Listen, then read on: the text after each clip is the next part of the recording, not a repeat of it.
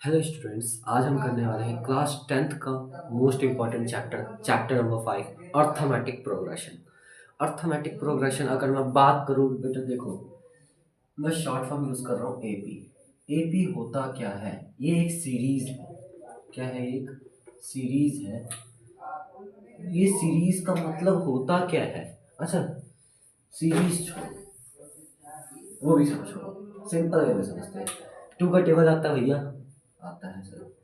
2 4 6 8 10 12 14 16 18 20, यही होता है,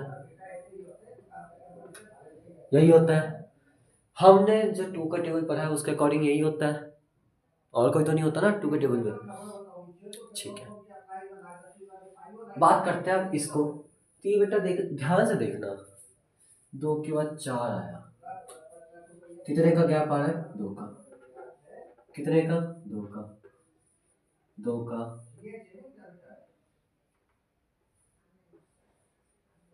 दो। दो। दो। इसी तरीके से आप देखें तो दो दो दो दो दो दो दो, दो का गैप बन रहा है। इस एपी के चैप्टर में मैथमेटिक्स में ये जो दो का डिफरेंस आ रहा है उसी को हमने क्या कह दिया है? Common difference. ये जो दो दो का गैप पड़ रहा है ना, दो दो का गैप ही आ रहा है ना, उसी का नाम क्या दे दिया हमने?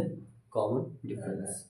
यहां से शुरुआत किया था हमने, इसको दे देना A1, इसको जिसको कहते हैं फर्स्ट टर्म। फर्स्ट टर्म यहाँ पे खत्म किया है, इसका नाम दे दिया AN। और दूसरा कह सकते हैं या इसको कह सकते हो क्या? Last term.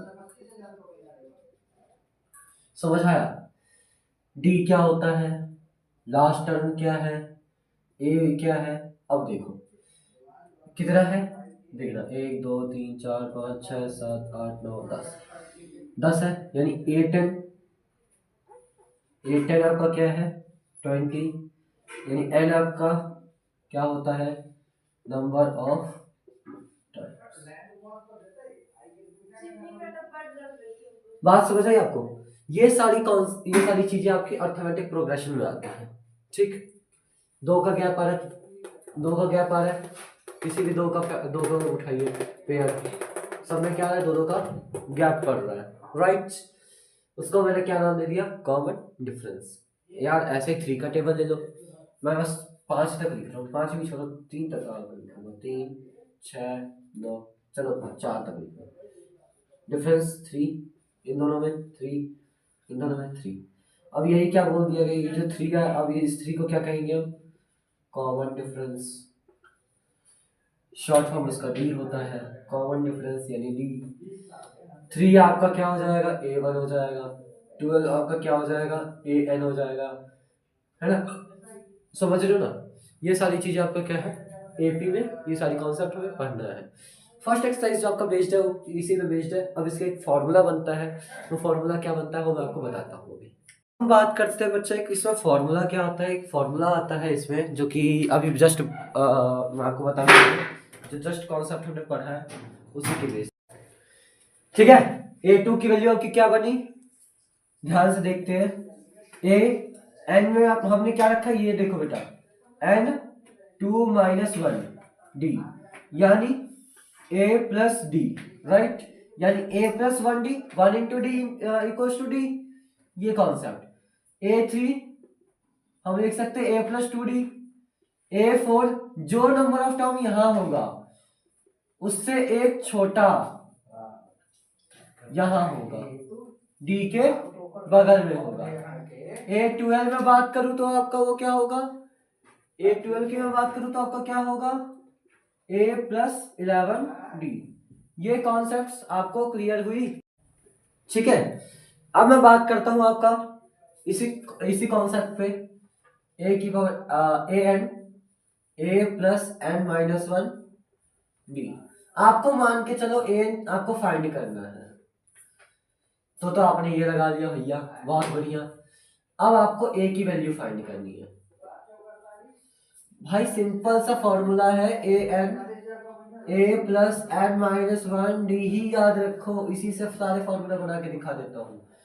फॉर ए के लिए मैं बात करूं तो A N minus N minus one D, ठीक है, equals to A. For D ध्यान से देखना, A N minus A upon N minus one equals to D. For D A N minus A upon D plus one equals to N. बना के दिखाओ क्या होगा फॉर्मूला, देखो क्या है फॉर्मूला।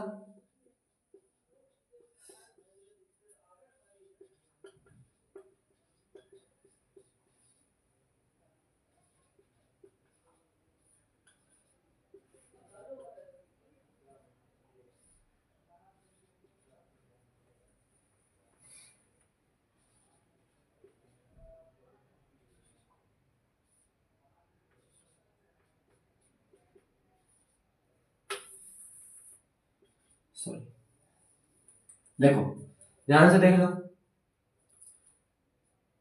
ठीक है, ये कॉन्सेप्ट आपको क्लियर हुआ। एक फॉर्मूला आपको याद रखने की जरूरत है, बाकी फॉर्मूले आप अपने आप निकाल लोगे यार, इन्वेंट कर लोगे। सिर्फ एक फॉर्मूला तो तुम याद रखो, और तुम्हें इंटीजर का कॉन्सेप्ट क्लियर होना चाहिए। इस साइड का प्लस होता है तो इस साइड जाके माइनस, इस साइड माइनस होता है उस साइड जाके प्लस, इस साइड मल्टीप्लाई होता है तो इस साइड जाके डिवाइड, इस साइड डिवाइड होता है तो उस साइड जाके मल्टीप्लाई। सिर्फ तुम्हें इतना सा कॉन्सेप्ट क्लियर होना चाहिए। ये क्या है यार, क्या क्या मजाक है यार ये, तो उसके बाद फिर मजाक चल रहा है ये। देखो क्या किया, ए की वैल्यू फाइंड करिए, इसको पूरे माइनस में लेके चले गए, यहाँ प्लस में उस साइड माइनस में चले लेके चले गए। यहाँ क्या किया डी के लिए, ए यहाँ पे प्लस में उस साइड जाके गया तो माइनस, यहाँ एन माइनस वन क्या है मल्टीप्लाई में, उधर जाके डिवाइड। यहाँ क्या किया, सेम चीज है ना। तो बड़ा इजी सा कॉन्सेप्ट है, बस तुम्हें इंटीजर का एक कॉन्सेप्ट याद होना चाहिए, प्लस माइनस का रूल याद होना चाहिए, एक फॉर्मूला याद होना चाहिए। उस फॉर्मूला के बेस पे तुम सारे के सारे फॉर्मूलाज नया इन्वेंट कर लोगे। दूसरा आता है तुम्हारा एक्सरसाइज आता है 5.2, सारा इसी बेस्ड है, फटाफट कर देना। वैसे 5.1 सॉरी 5.2 आपका जो बेस्ड है सम वाले पे है, सम ऑफ एपीज, ठीक है। सम ऑफ एपीज यानी उसको जो सम ऑफ एपीज को हम डिनोट करते हैं एस एन करके डिनोट करते हैं, ठीक है, वो भी हम पढ़ेंगे। बड़ा ही अच्छा कॉन्सेप्ट है, n/2 करके है, मतलब फॉर्मूला है पूरा, बहुत ही अच्छा कॉन्सेप्ट है। उसको हम क्लियर करेंगे अगले ही पार्ट में। तब तक के लिए वेट करिए और ख्याल रखिए। चलते हैं, bye bye, tata, see you. मिलते हैं आपसे अगले वीडियो में, तब तक के लिए इतना ही।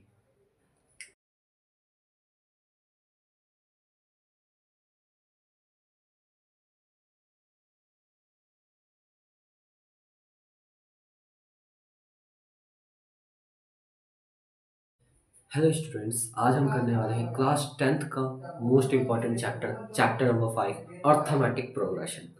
अर्थमेटिक प्रोग्रेशन अगर मैं बात करूँ बेटा, देखो मैं शॉर्ट फॉर्म यूज़ कर रहा हूँ एपी।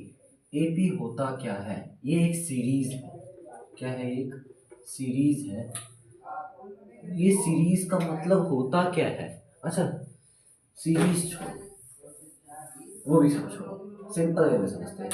2 का टेबल आता है भैया, आता है सर, 2 4 6 8 10 12 14 16 18 20, यही होता है,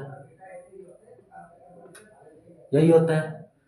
हमने जो 2 का टेबल पढ़ा है उसके अकॉर्डिंग यही होता है, और कोई तो नहीं होता ना 2 के टेबल में, ठीक है।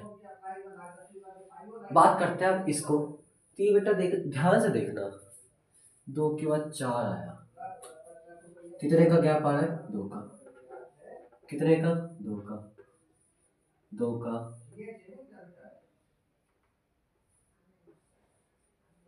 2 2 2, इसी तरीके से आप देखें तो 2 2 2 2 2 2 2 का गैप बन रहा है। इस एपी के चैप्टर में मैथमेटिक्स में ये जो 2 का डिफरेंस आ रहा है उसी को हमने क्या कह दिया है, कॉमन डिफरेंस। ये जो 2 2 का गैप पड़ रहा है ना, 2 2 का गैप ही आ रहा है ना, उसी का नाम क्या दे दिया हमने, कॉमन डिफरेंस। यहाँ से शुरुआत किया था हमने, इसको दे देना नाम A1, इसको जिसको कहते हैं फर्स्ट टर्म, फर्स्ट टर्म यहाँ पे खत्म किया है, इसका नाम दे दिया ए एन, और दूसरा कह सकते हैं या इसको कह सकते हो क्या, लास्ट टर्म। समझ आया? डी क्या होता है, लास्ट टर्म क्या है, ए क्या है। अब देखो कितना है, देखना 1 2 3 4 5 6 7 8 9 10, 10 है, यानी ए टेन आपका क्या है 20, यानी एन आपका क्या होता है, नंबर ऑफ टर्म। बात समझ आई आपको? ये सारी चीजें आपकी अर्थमेटिक प्रोग्रेशन में आती हैं। ठीक, दो का गैप आ रहा है, किसी भी दो का उठाइए पेयर, सब में क्या है, दोनों का गैप पड़ रहा है, राइट। उसको मैंने क्या नाम दे दिया, कॉमन डिफरेंस। यार ऐसे 3 का टेबल ले लो, मैं बस 5 तक लिख रहा हूँ, 5 भी छोड़ो, 3 तक लिखूंगा, 3 6 9, चलो 4 तक लिख रहा हूँ। डिफरेंस 3, इन दोनों में 3, इन दोनों में 3। अब यही क्या बोल दिया गया, ये जो 3 है, अब ये इस 3 को क्या कहेंगे हम, कॉमन डिफरेंस। शॉर्ट फॉर्म इसका डी होता है, कॉमन डिफरेंस यानी डी। 3 आपका क्या हो जाएगा, A1 हो जाएगा, 12 आपका क्या हो जाएगा, AN हो जाएगा, है ना।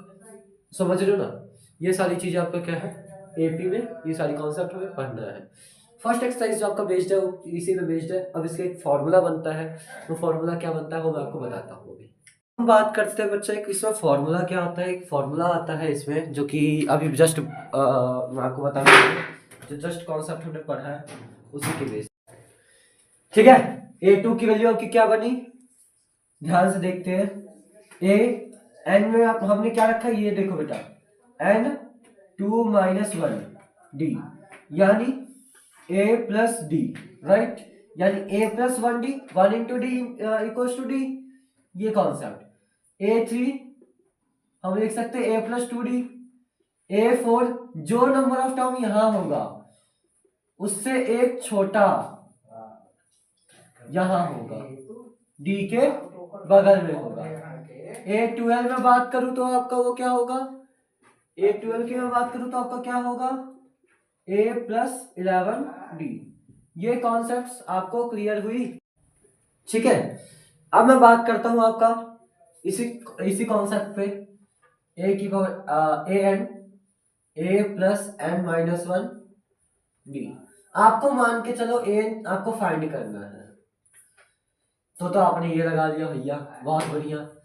अब आपको A की वैल्यू फाइंड करनी है भाई, सिंपल सा फॉर्मूला है, A प्लस N - 1D ही याद रखो। इसी से सारे फॉर्मूला बना के दिखा देता हूँ।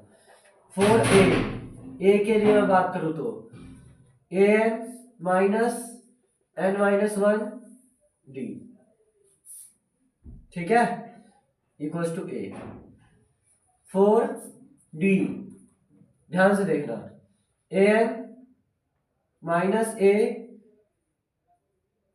Upon N - 1 equals to D। 4D AN minus A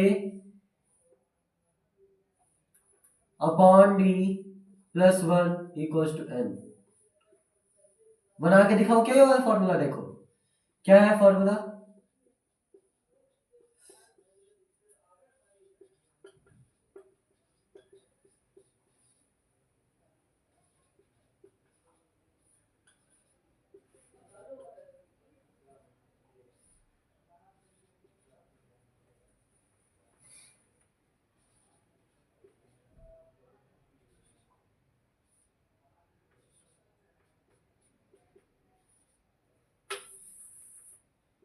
sorry, देखो ध्यान से देख लो,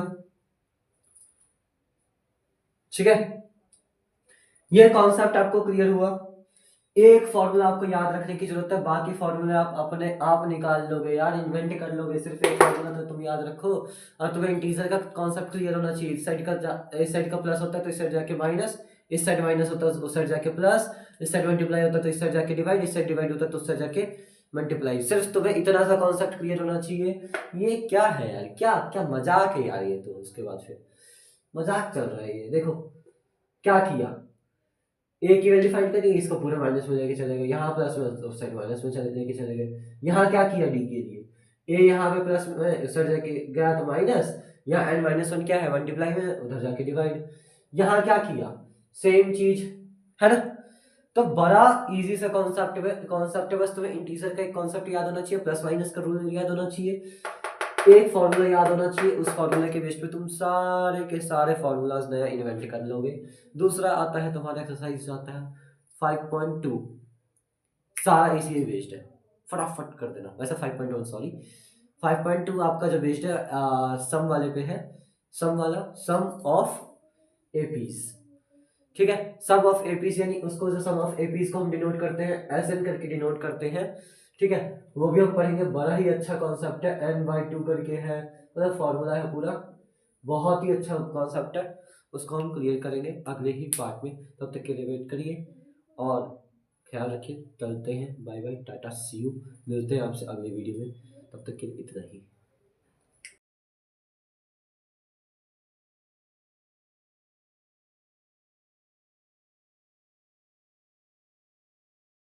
vice welcome back to our channel mathematics by Raunak sir. Class 8th का आज हम करने वाले हैं स्क्वायर एंड स्क्वायर रूट्स। तो बेटा सिंपल सी बात समझो, स्क्वायर होता क्या है। स्क्वायर मतलब होता है सेम नंबर से डबल मल्टीप्लाई। ठीक है, जैसे n का स्क्वायर, यानी मान के चलो 2 का स्क्वायर लिखा है, इसका मतलब होता है 2 × 2। n का स्क्वायर मतलब है n × n, यानी n को 2 टाइम्स हमने मल्टीप्लाई करनी है। ठीक है, तो इसकी वैल्यू क्या आएगी आपकी 4। ऐसे ही मान के चलिए मैं 3 का स्क्वायर बोलूँ तो 3 × 3 = 9, राइट। तो हमें यही पढ़ना है स्क्वायर होता क्या है। ठीक है, तो अब स्क्वायर देख लेते हैं। स्क्वायर ये याद करनी होंगी हमें।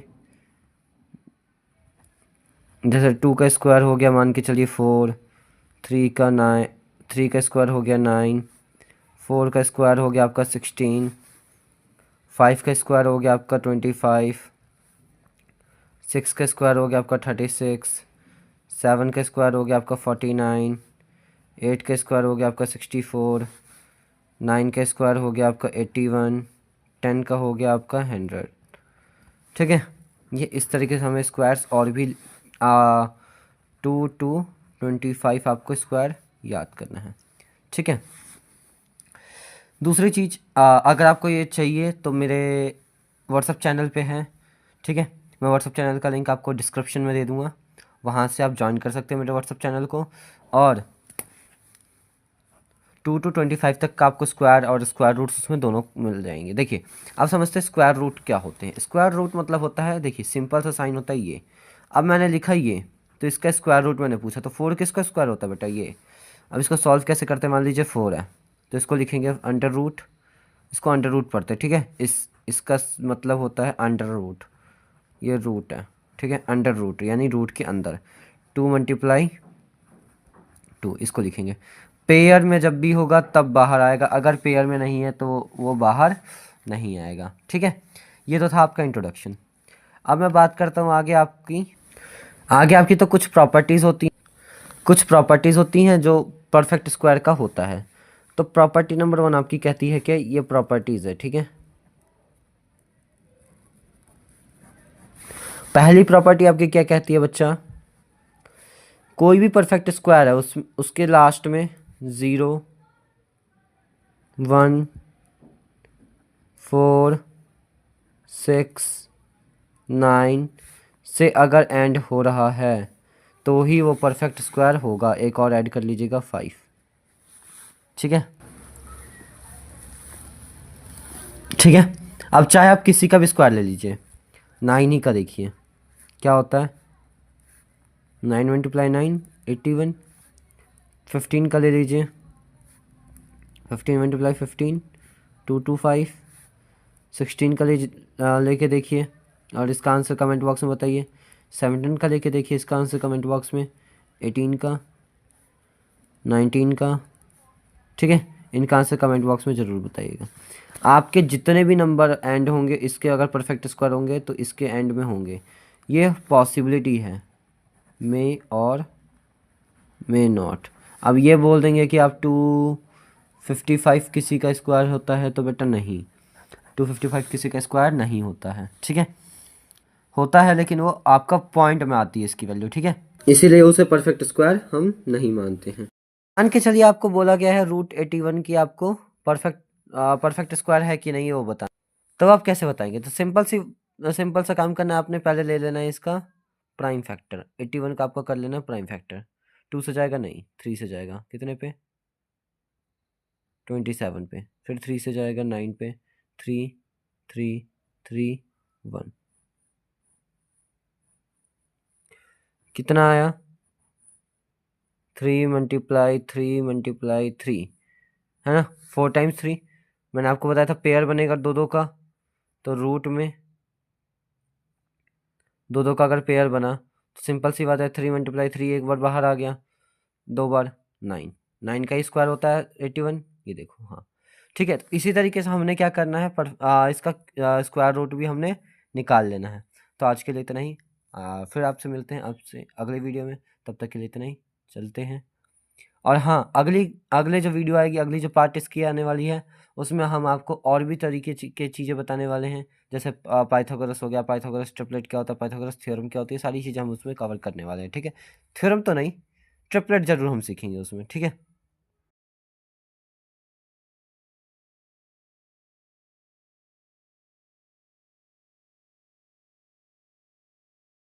Wise welcome back to our channel mathematics by Raunak sir. Class 8th का आज हम करने वाले हैं स्क्वायर एंड स्क्वायर रूट्स। तो बेटा सिंपल सी बात समझे, स्क्वायर होता क्या है? स्क्वायर मतलब होता है सेम नंबर से डबल मल्टीप्लाई,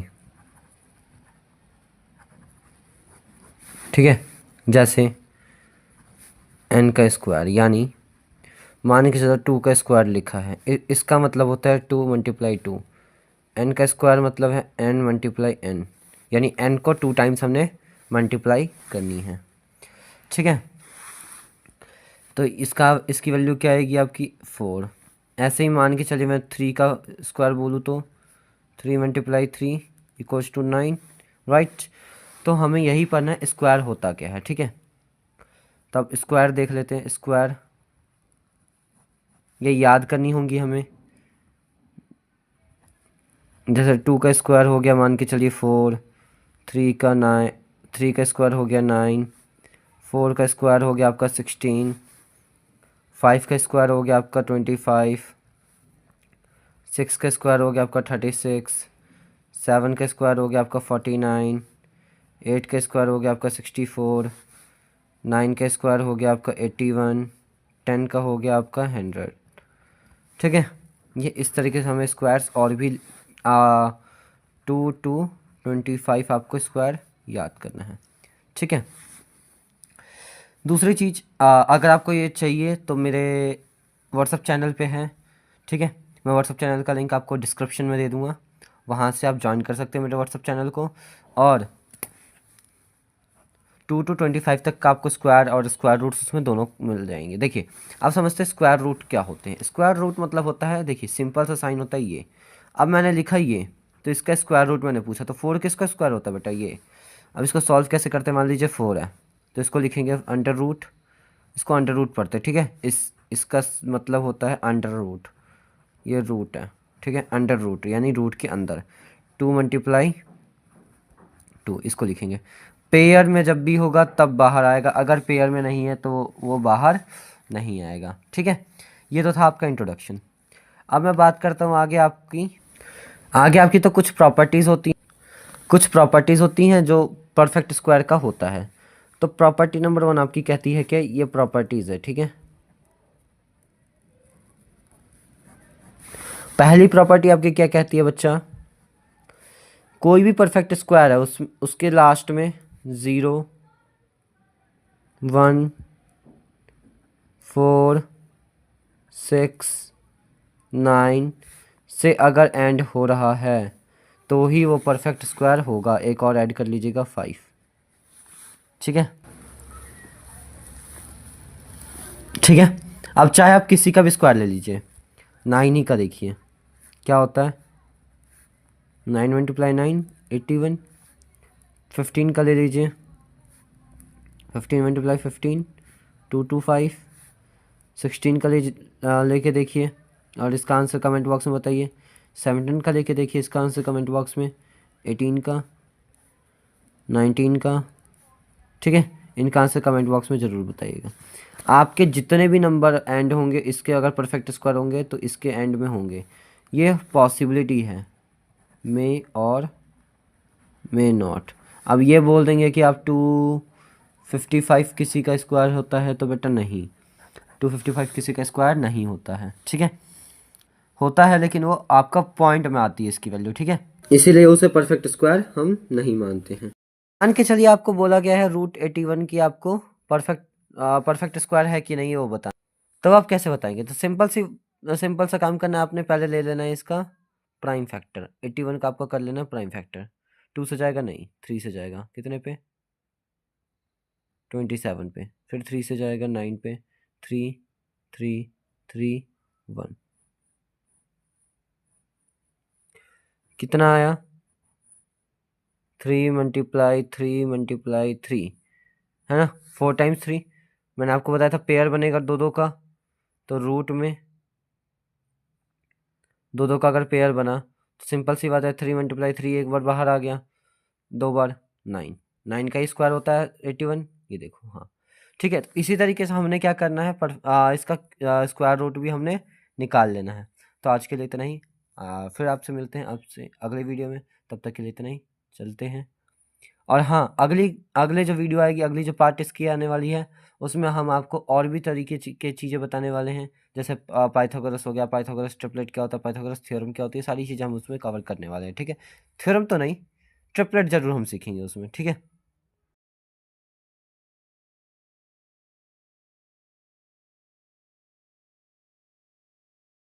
हेलो गाइस, आज हम मैथ्स का क्लास 10th का चैप्टर नंबर करने वाले हैं 4, जिसका नाम है क्वाड्रेटिक इक्वेशन। क्वाड्रेटिक इक्वेशन में हमने देखिए क्या जानना है। क्वाड्रेटिक, जब भी क्वाड्रेटिक की बात तो डिग्री जो इसकी होगी क्या होगी? डिग्री माने क्या समझते हैं? Highest power. पावर यानी जो सबसे बड़ी होती है वो क्या होगी? 2 होगी। ठीक है। अगर मैं क्वाड्रेटिक इक्वेशन की स्टैंडर्ड फॉर्म की मैं बात करूं तो बड़ा सिंपल सा होता है बच्चा। वो क्या होता है? ax² plus bx plus c equals to 0। लेकिन यहाँ पे ना एक कंडीशन यहाँ पे दे देता है। कंडीशन वो आपका क्या देता है कि a नहीं होगा 0, हालांकि b can be 0 and c can be 0। ये कैन बी कह रहा हूँ मैं, क्या कह रहा हूँ? Can be. कैन बी मतलब हो सकता है। ठीक है, बाकी a 0 नहीं होगा। समझ गए? अब आगे हम बात करते हैं क्वाड्रेटिक इक्वेशन में। क्वाड्रेटिक इक्वेशन और आगे क्या है, जरा से एक सिंपल सी बात समझते बच्चा। हमने इतना तो समझा कि ए कैन नॉट बी 0, है ना। तो ए 0 क्यों नहीं हो सकता, इसका एक बेसिक सा रीजन समझते हैं। सिंपल सी बात देखिए, अगर एक इक्वेशन है ax² plus bx plus c equal to 0, मैंने b की वैल्यू मान लो 2 ली, c की वैल्यू मान लो 3 ली और a की वैल्यू मैंने 0 ली। तो देखिए 0 into x² plus 4x plus 3, sorry 2 है नहीं, 2x plus 3 equals to 0। Simple सी बात देखिएगा क्या है, यहाँ पे 0 आया plus 2x plus 3 equals to 0। क्या ये क्या बन गया? ये तो लीनियर इक्वेशन बन गया। क्या हमें लीनियर इक्वेशन की नीड थी? नहीं, लीनियर इक्वेशन की हमें नीड नहीं थी। हमें क्या चाहिए? Quadratic equation. हमने चैप्टर कौन सा पढ़ना है? Quadratic equation. तो क्वाड्रेटिक इक्वेशन कौन सी होती है? जिसकी डिग्री यानी हाईएस्ट पावर क्या आएगी? आपकी 2 आएगी। स्टैंडर्ड फॉर्म उसका क्या बनेगा? ax² plus bx plus c equals to 0। ठीक है। अगर मैं आपको रूट्स की बात करूं तो रूट्स में क्या होता है, देखो इसके रूट्स की मैं बात करता हूँ। टॉपिक है अपना roots of a quadratic equation. इससे पहले मैं आपको एक चीज बताना चाहूंगा। इससे पहले एक चीज समझिएगा इस चैप्टर में जो फर्स्ट एक्सरसाइज है, नहीं 4.1 एक्सरसाइज जो है आपकी, वो क्या है बच्चा, बड़ा सिंपल है। वो क्या है, सिर्फ इसमें बताना है चेक वेदर है, चेक वेदर। सिर्फ आपको चेक करना है कि वो क्वाड्रेटिक इक्वेशन है कि नहीं है, वो मतलब उसमें हाईएस्ट पावर 2 आ रही है कि नहीं आ रही, सिर्फ इतना ही है फर्स्ट एक्सरसाइज आपका। सेकंड एक्सरसाइज में आपसे डिस्टिंक्ट रूट, ये सारे रियल रूट्स वगैरह आपसे पूछे जाते हैं, ठीक है। तो एक चीज समझते हैं, एक समझते हैं डी। डी क्या होता है, B square minus 4ac। D को हम कहते हैं डिस्टिंक्ट रूट्स। समझते हैं क्या, पहले तो डी निकालना समझो। बी स्क्वायर माइनस 4ac, कोई इक्वेशन दे दिया, इक्वेशन हमारे स्टैंडर्ड फॉर्म तो ये होती है ना, है ना। तो कोई इक्वेशन इक्वेशन दे दिया, जैसे 4x² plus 3x plus 4 equal to 0। अगर मान के चलिए आपको बोला है डी निकालने को, डी क्या है, तो देखिए बी यानी 3 के स्क्वायर माइनस 4 इंटू 4 है ना। 3 के स्क्वायर आ गया 9, ये कितना हो गया, 4 का क्यूब कितना होता है 64। क्या आ गया, नेगेटिव आ गया, है ना। नेगेटिव में आ गया, कितना आया माइनस का 55। यहाँ पे देखिएगा डी की वैल्यू क्या आ रही है, माइनस का 55। तो यहाँ से एक केस बनता है क्या, अगर डी की वैल्यू 0 से छोटी होती है तो क्या हो। देखिए टोटल 3 केस बनते हैं। अगर डी की वैल्यू क्या होती है, 0 से बड़ी होती है,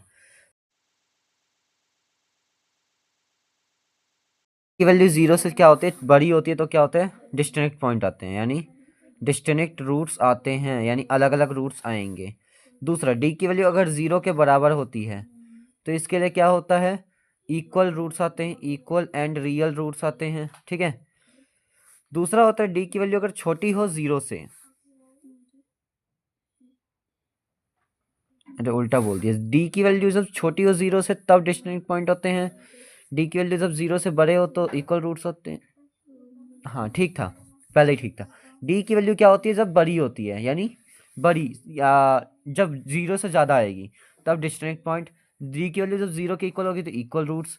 डी की वैल्यू जब 0 से छोटी होगी तो क्या आएगा बच्चा आपका, नो रियल रूट्स, ठीक है। ये कॉन्सेप्ट याद रखिएगा। आगे हम इसका जानने वाले हैं, एक्स की वैल्यू कैसे निकाली जाती है। एक्स के वैल्यूज जो निकाले जाते हैं आपके 3 मेथड्स होते हैं। आपको सारी चीज़ें हम क्लियर करेंगे अगली वीडियो में, ठीक है। अगले लेक्चर में आपको सारी चीज़ें क्लियर होंगी। तब तक के लिए इतना ही, मिलते हैं आपसे अगले वीडियो में।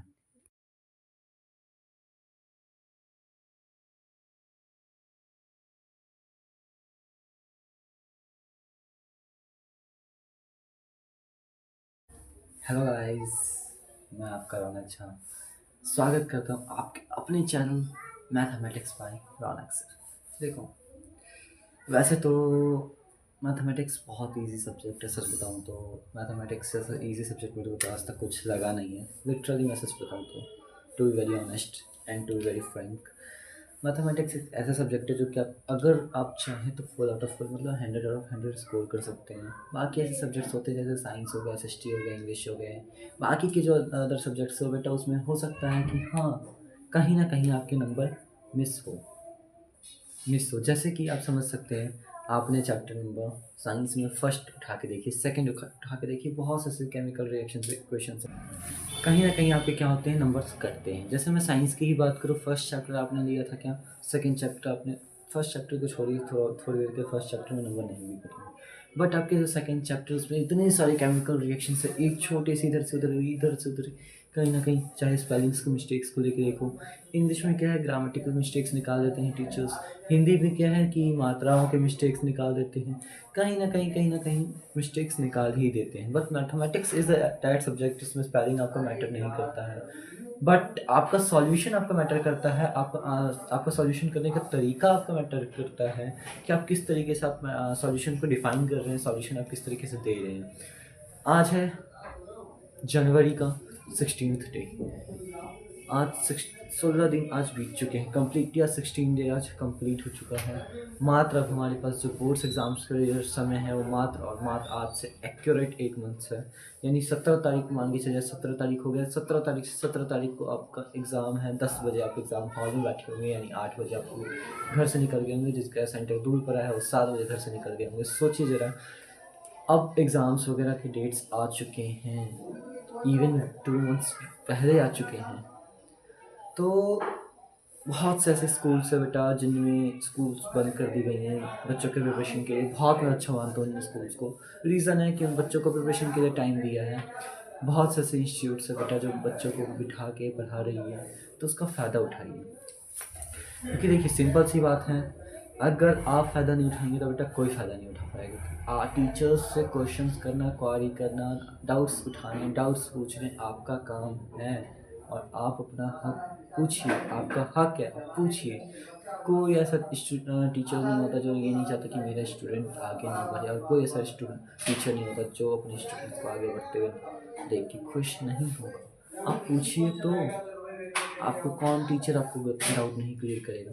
अगर आपको लेट्स सपोज आपके इंस्टीट्यूट्स में अगर आपको आंसर सॉल्यूशंस नहीं मिलते, आप मेरे कमेंट बॉक्स में आंसर करिए। मैं आपको अगला आपको आंसर ला के दूँगा। मैं आपको आंसर ला के दूँगा। अगले वीडियो में आपको ज़रूर आंसर उस चीज़ के देंगे, चाहे मैथ्स के क्वेश्चन हो, साइंस के क्वेश्चन है, एस के, इंग्लिश की, जिस चीज़ के भी क्वेश्चन आपको डाउट्स हो वो आप डालिए। मैं आपको डिफाइन करूँगा, मैं आपको उस क्वेश्चन का आंसर डालूँगा। अगले वीडियो में आपको मिल जाएगी। मान के चलिए आपने इस कमेंट बॉक्स में डाला कि मान के चलिए मैथ्स का फर्स्ट चैप्टर का सेकंड क्वेश्चन का थर्ड पार्ट मेरे को नहीं आता है। आप कमेंट बॉक्स में डालिए उस क्वेश्चन को लिख के, या फिर आप डाल दीजिए एनसीईआरटी का दिस क्वेश्चन, या लिख सकते हैं तो उस क्वेश्चन को लिख दीजिए। मैं आपको उस क्वेश्चन का आंसर अगले आंसर में, मतलब अगले वीडियो में आपको ज़रूर दूंगा। सेकंड चीज़, मैं अभी आपको बोर्ड्स एग्ज़ाम्स में आ जाता हूँ। फ़िलहाल हमारे पास मात्र 1 महीना है। अब अगर मेहनत नहीं करेंगे तो बच्चे हमारे कहीं ना कहीं एग्ज़ाम्स में कॉम्प्रोमाइज़ करना, मतलब मुझे नहीं लगता कि कॉम्प्रोमाइज़ करना अच्छा होगा। क्योंकि देखिए सिंपल सी बात, ये चीज़ समझिएगा, कॉम्प्रोमाइज़ हम उनके साथ नहीं, अपने माँ बाप के साथ नहीं, अपने फ्यूचर के साथ कॉम्प्रोमाइज़ करेंगे। Compromise is not a solution for anything, मेरा जो मानना है। सिंपल सी बात समझो, कॉम्प्रोमाइज़ मत करना। हर एक क्वेश्चंस को करने हैं। अभी से उठाइए एनसीईआरटी की किताब, उठाइए एनसीईआरटी की किताब को, एक एक क्वेश्चंस रट डालिए, एक एक क्वेश्चंस आप कर डालो। 1 वीक का टाइम लो, 1 वीक में मैं क्वेश्चन, मतलब मैं एनसीईआरटी ख़त्म करके दूंगा। कर दो, देर मत करो। अब टाइम नहीं है। बहुत बहुत तुमने मस्ती करी, बहुत तुमने मौज लिया। अब वो समय नहीं है कि आप मौज लो, मस्ती लो। बेटा देखिए सिंपल सी बात समझना, अब की मौज मस्ती आगे आपकी मौज मस्ती में दिक्कत होगी। बेटा अब की मौज मस्ती आपके लाइफ में आगे जाके बहुत ज़्यादा क्रिटिकल सिचुएशन ला के दे देगी। मैं नहीं चाहता कि एक भी बच्चे की 70 से नीचे आए। अगर 70 भी लाना चाहते हो तो बेटा मैंने कुछ चैप्टर्स कमेंट बॉक्स आपको डिस्क्रिप्शन में मिल जाएंगे। कुछ चैप्टर्स के मैंने वीडियोस डाले हुए हैं। उन चैप्टर्स के मतलब जो चैप्टर्स आप कर लेंगे तो पास हो जाएंगे।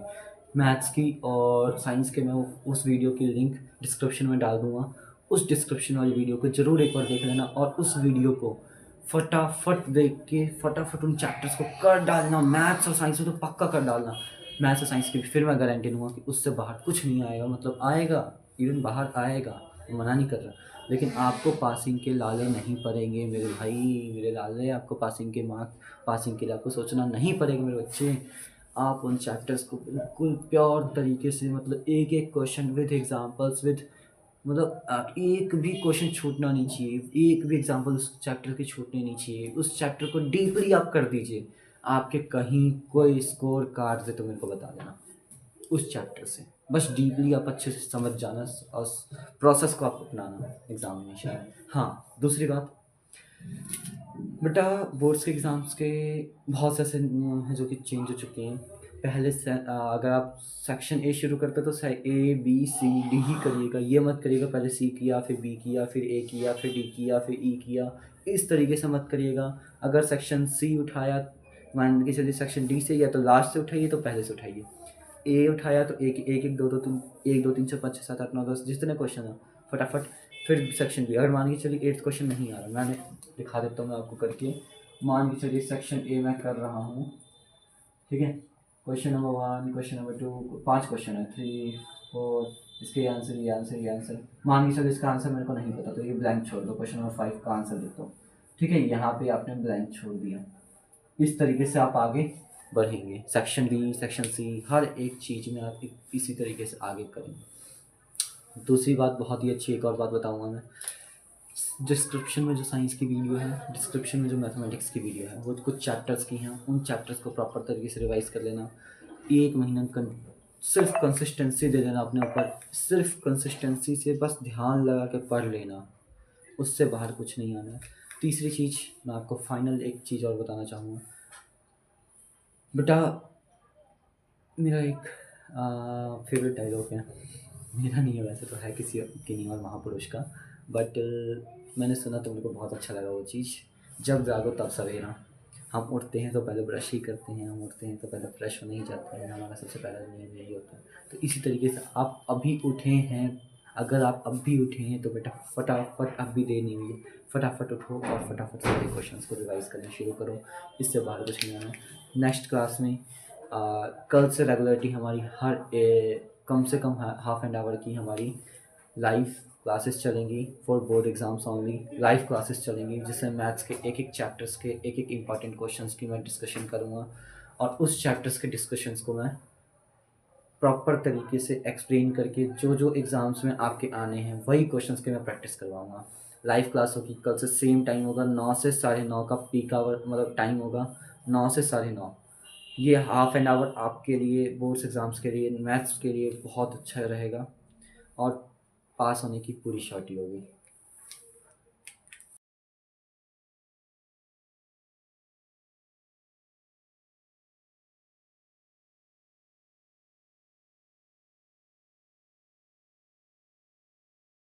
रेशियो को हिंदी में कहते हैं प्राप्तांक।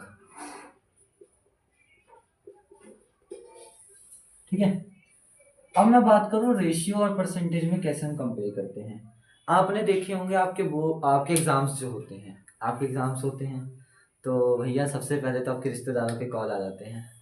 अरे मुन्ना की मम्मी कितने परसेंटेज आए मुन्ना के, यही होता है ना। सबसे पहले तो आपके पास कॉल आ जाएगा, मुन्ना की मम्मी मुन्ना के परसेंटेज बताओ। सबसे पहले हमारा यही होता है ना। किस में बात कर रही है वो, परसेंटेज की यानी प्रतिशत की। यानी जब आपके मार्क्स आए, आपने क्या किया, उसको परसेंटेज में आपका कन्वर्ट होके मार्क्स आया और वो आप अपने माता पिता को बताएं, माता पिता ने वो फिर पूरे रिश्तेदारों में बता दिया, है ना, कह सकते हो ढिंढोरा पीट दिया। ठीक है, चलो आगे बढ़ते हैं। जब आप रेशियो की बात करते हैं तो रेशियो में पहले आपको लिखना होता है, तभी आप प्रतिशत में कन्वर्ट कर सकते हैं। किसी भी चीज को जब तक आप रेशियो में यानी प्राप्तांक में कन्वर्ट नहीं करेंगे यानी नहीं बदलेंगे, तब तक क्या होगा, वो प्रतिशत में या परसेंटेज में हम नहीं बदल सकते। ठीक है, जैसे इसके लिए आपको बेस्ट एग्जांपल मैं आपका दूंगा, आपका सबसे अच्छा मार्क्स। ठीक है, जैसे अभी आपके फाइनल पेपर आने वाले हैं तो अभी रिश्तेदारों के कॉल आने वाले होंगे, जस्ट 2 महीने बाद आपके रिश्तेदारों के कॉल आने शुरू हो जाएंगे कि कितने परसेंटेज आए, कितने मार्क्स आए, इतने में से इतने 100 में से कितने मार्क्स आए, 100 में से 70 आए, 80 आए, 50 आए, 30 आए, पूछना शुरू हो जाते रिश्तेदार, है ना। तो सबसे पहले तो प्राप्तांक, फिर प्रतिशत। तो समझते हैं क्या, जैसे मैंने बोला मैथ्स में एक बच्चे के, हिंदी मीडियम वाले तो समझ ही लोगे, गणित 70 आए 100 में से, मान के चलो इसमें साइंस में आए 50 100 में से, हिंदी में आए किसी के 76 100 में से, SST में किसी के आए 70 100 में से। अच्छा नहीं लग रहा ना 50, इसको भी 70 के लाइन में लेके जाते हैं, 73 करते हैं, या चलो छोड़ो 74 करते हैं। ठीक है, फिर एक और सब्जेक्ट ले लेते हैं, क्या ले, इंग्लिश रह गया सबसे इम्पोर्टेंट आपका। ठीक है, इसको भी हम कर लेते हैं 70 के राउंड फिगर ही 70 ही ले लेते हैं। ठीक, या 80 कर लेते हैं इसको। चलो तुम्हारी मान लो इंग्लिश बहुत अच्छी आ गई। ये है मुन्ना के मार्क्स। बेचारी मुन्ना के मम्मी के पास अभी कॉल आया था ना, तो मुन्ना के मार्क्स है। ठीक, अब देखो ये क्या है, एक प्रतिशत, प्रतिशत बोलोगे इसे, नहीं बेटा, ये आपका क्या है, एक प्राप्तांक है, प्राप्तांक, रेशियो। याद करिए हमने ऐसा कुछ पढ़ा हुआ है, क्या पढ़ा हुआ है, तो भैया फ्रैक्शन, भिन्न, याद आया, भिन्न में हमने ऐसा ही कुछ पढ़ा हुआ है, इसको ऊपर छोटा होता है नीचे बड़ा होता है, ऐसा करके कुछ कहते हैं, याद करो और कमेंट बॉक्स में बताना जरा क्या कहते हैं, कौन सा फ्रैक्शन है ये, ठीक है। दूसरा, साइंस में इतने आए, हिंदी में भैया कितने आए, एसएसटी में इतने आए, इंग्लिश में इतने आए, है ना। बात करते हैं अब रेशियो की, तो रेशियो बेटा यही हुआ क्या, इसको स्टैंडर्ड फॉर्म में कन्वर्ट कर दो, यानी सबसे छोटे फॉर्म में इसको कन्वर्ट कर दो। जैसे 70/100, तो ये भैया कटेगा 10 के टेबल में, 7 पे, और ये कटेगा 10 पे, ठीक है, तो 7/10, यानी कह सकते हैं 7/10, ये आपका क्या हो गया, रेशियो। अब भैया आपसे पूछ लिया क्या, सबके रेशियो बता दो यार, तो यार बता दो ना, ये 7/10 हुआ, ये कितना होगा, 74/100 है, काटो भैया 36, ओ 14 बना ना, तो 37 बना, और ये 50 बना, तो भैया 37/50, तो ये भैया कितना बनेगा, अरे काटो ना,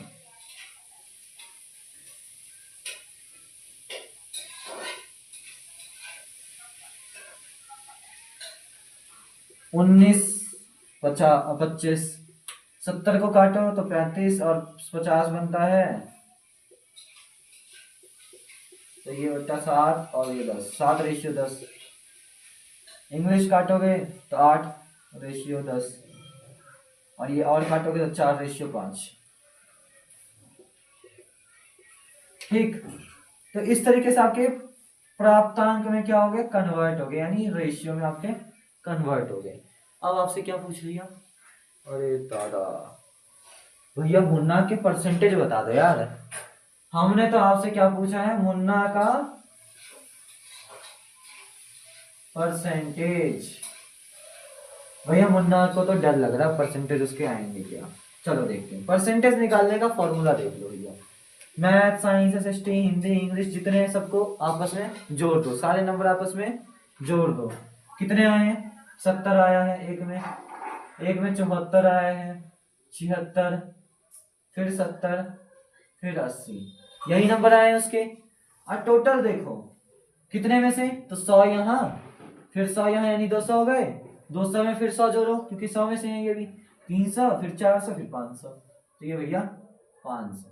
अब गुना करोगे 100 से, और यहाँ लगा दोगे भैया परसेंटेज का साइन, प्रतिशत का जो साइन होता है भैया ये होता है, इसको हिंदी में कहते हैं अनुपात, प्राप्तांक भी कहते हैं, अनुपात भी कहते हैं, अनुपात को ही ऐसा देते हैं, ठीक है, ये साइन देते हैं।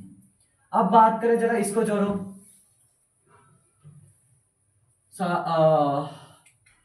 तो भैया क्या बना, 370 बटा 500 गुणे 100 और परसेंटेज का सिंबल, ये डबल जीरो कैंसिल, क्या बना 370 बटा 5, फिर परसेंटेज का सिंबल, इसको काटो, तो ये कितना बन रहा है आपका 74%, यानी मुन्ना के जो परसेंटेज है वो कितनी है ये बाबू, 74%, ठीक है।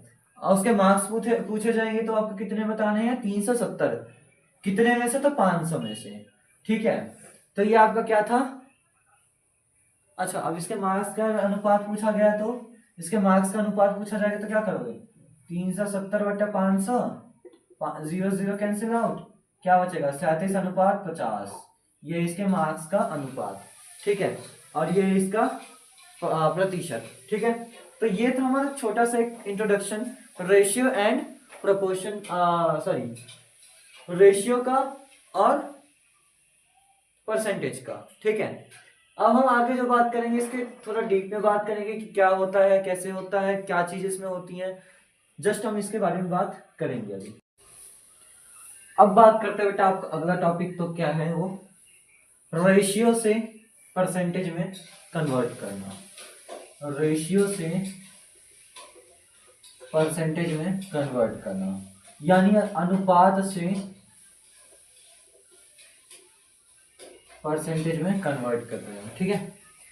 अब देखो भाई, अनुपात मैंने क्या बताया आपको, मान लो 7/10 है, 7/10 को कन्वर्ट करना प्रतिशत में, तो क्या करोगे, 7/10 गुना 100 और ये परसेंट का साइन, दोनों को कंपैरिजन करेंगे क्या किया हमने, ठीक है। यहां तो ये करवा रहा हूं, इस साइड लिख लो परसेंटेज टू रेशियो, यानी परसेंटेज से अनुपात में।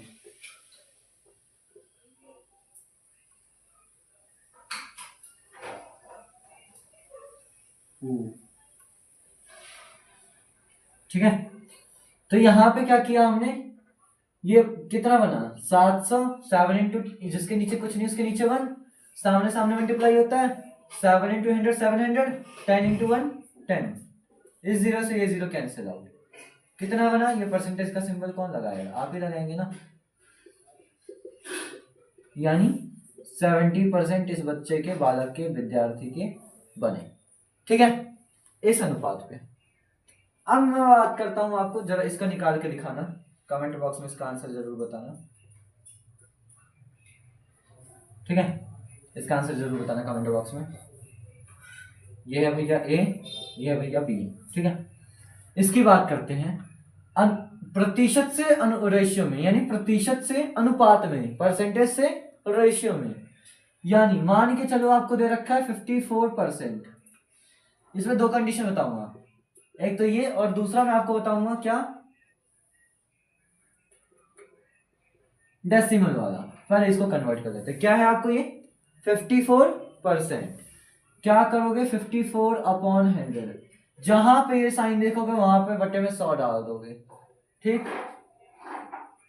अब कन्वर्ट करो इसको, कटेगा ये दो के पहाड़े से 27 और ये 50, ठीक है। तो यहां पे आपने क्या बोला 27/50, यानी 27/50, ये भैया मैंने बता दिया। अब तुम इसका बताओगे जरा, 36% का बताओगे, ये भैया पहला, ये दूसरा आ जाएगा आपका 96% का बताओगे, चलो ये 96 छोड़ो, 93 का बताओगे, ठीक।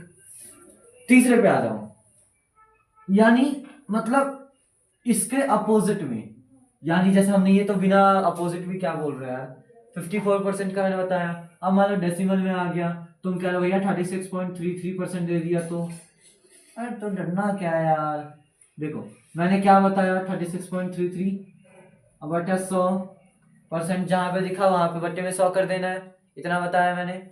और याद करो डेसिमल वाला चैप्टर, क्या करते थे, पॉइंट हटा देते तो क्या करते थे, नीचे 1 लगा के जितने डिजिट होते थे बाद में, उसके बाद उतने 0 लगा देते थे, ठीक है। तो अब यहां से पॉइंट हट गया होगा, है ना, तो क्या बना 3633/10,000, यानी 3633/10,000, ये आपका अनुपात आ गया। अब जरा बताएंगे, बड़का ए फॉर एप्पल होता है, हमको भी पता है, बड़का ए का बताएंगे 36.98% का, और बड़का बी, अरे हमको पता है भैया बॉल होता है यार, मत बोलो, एक इसका बताएंगे, कमेंट बॉक्स में इसका आंसर जरूर आ जाना चाहिए, तभी मजा आएगा यार पढ़ाने में, ऐसे थोड़ी मजा आएगा। आपको जो भी चीजें बताई उसमें से ना, मैं कहता तो हूँ एग्जाम में आएंगे, लेकिन ऐसे डायरेक्टली क्वेश्चंस नहीं आएंगे आपके एग्जाम्स में। आपके एग्जाम्स में जो क्वेश्चंस आने वाले हैं वो किस तरीके के आने वाले हैं मैं आपको बताता हूँ, इसी में से जो मैंने अभी पढ़ाया है। मैं पूछ लूंगा कि 600 का 25% बताइए, यानी 25% ऑफ 600।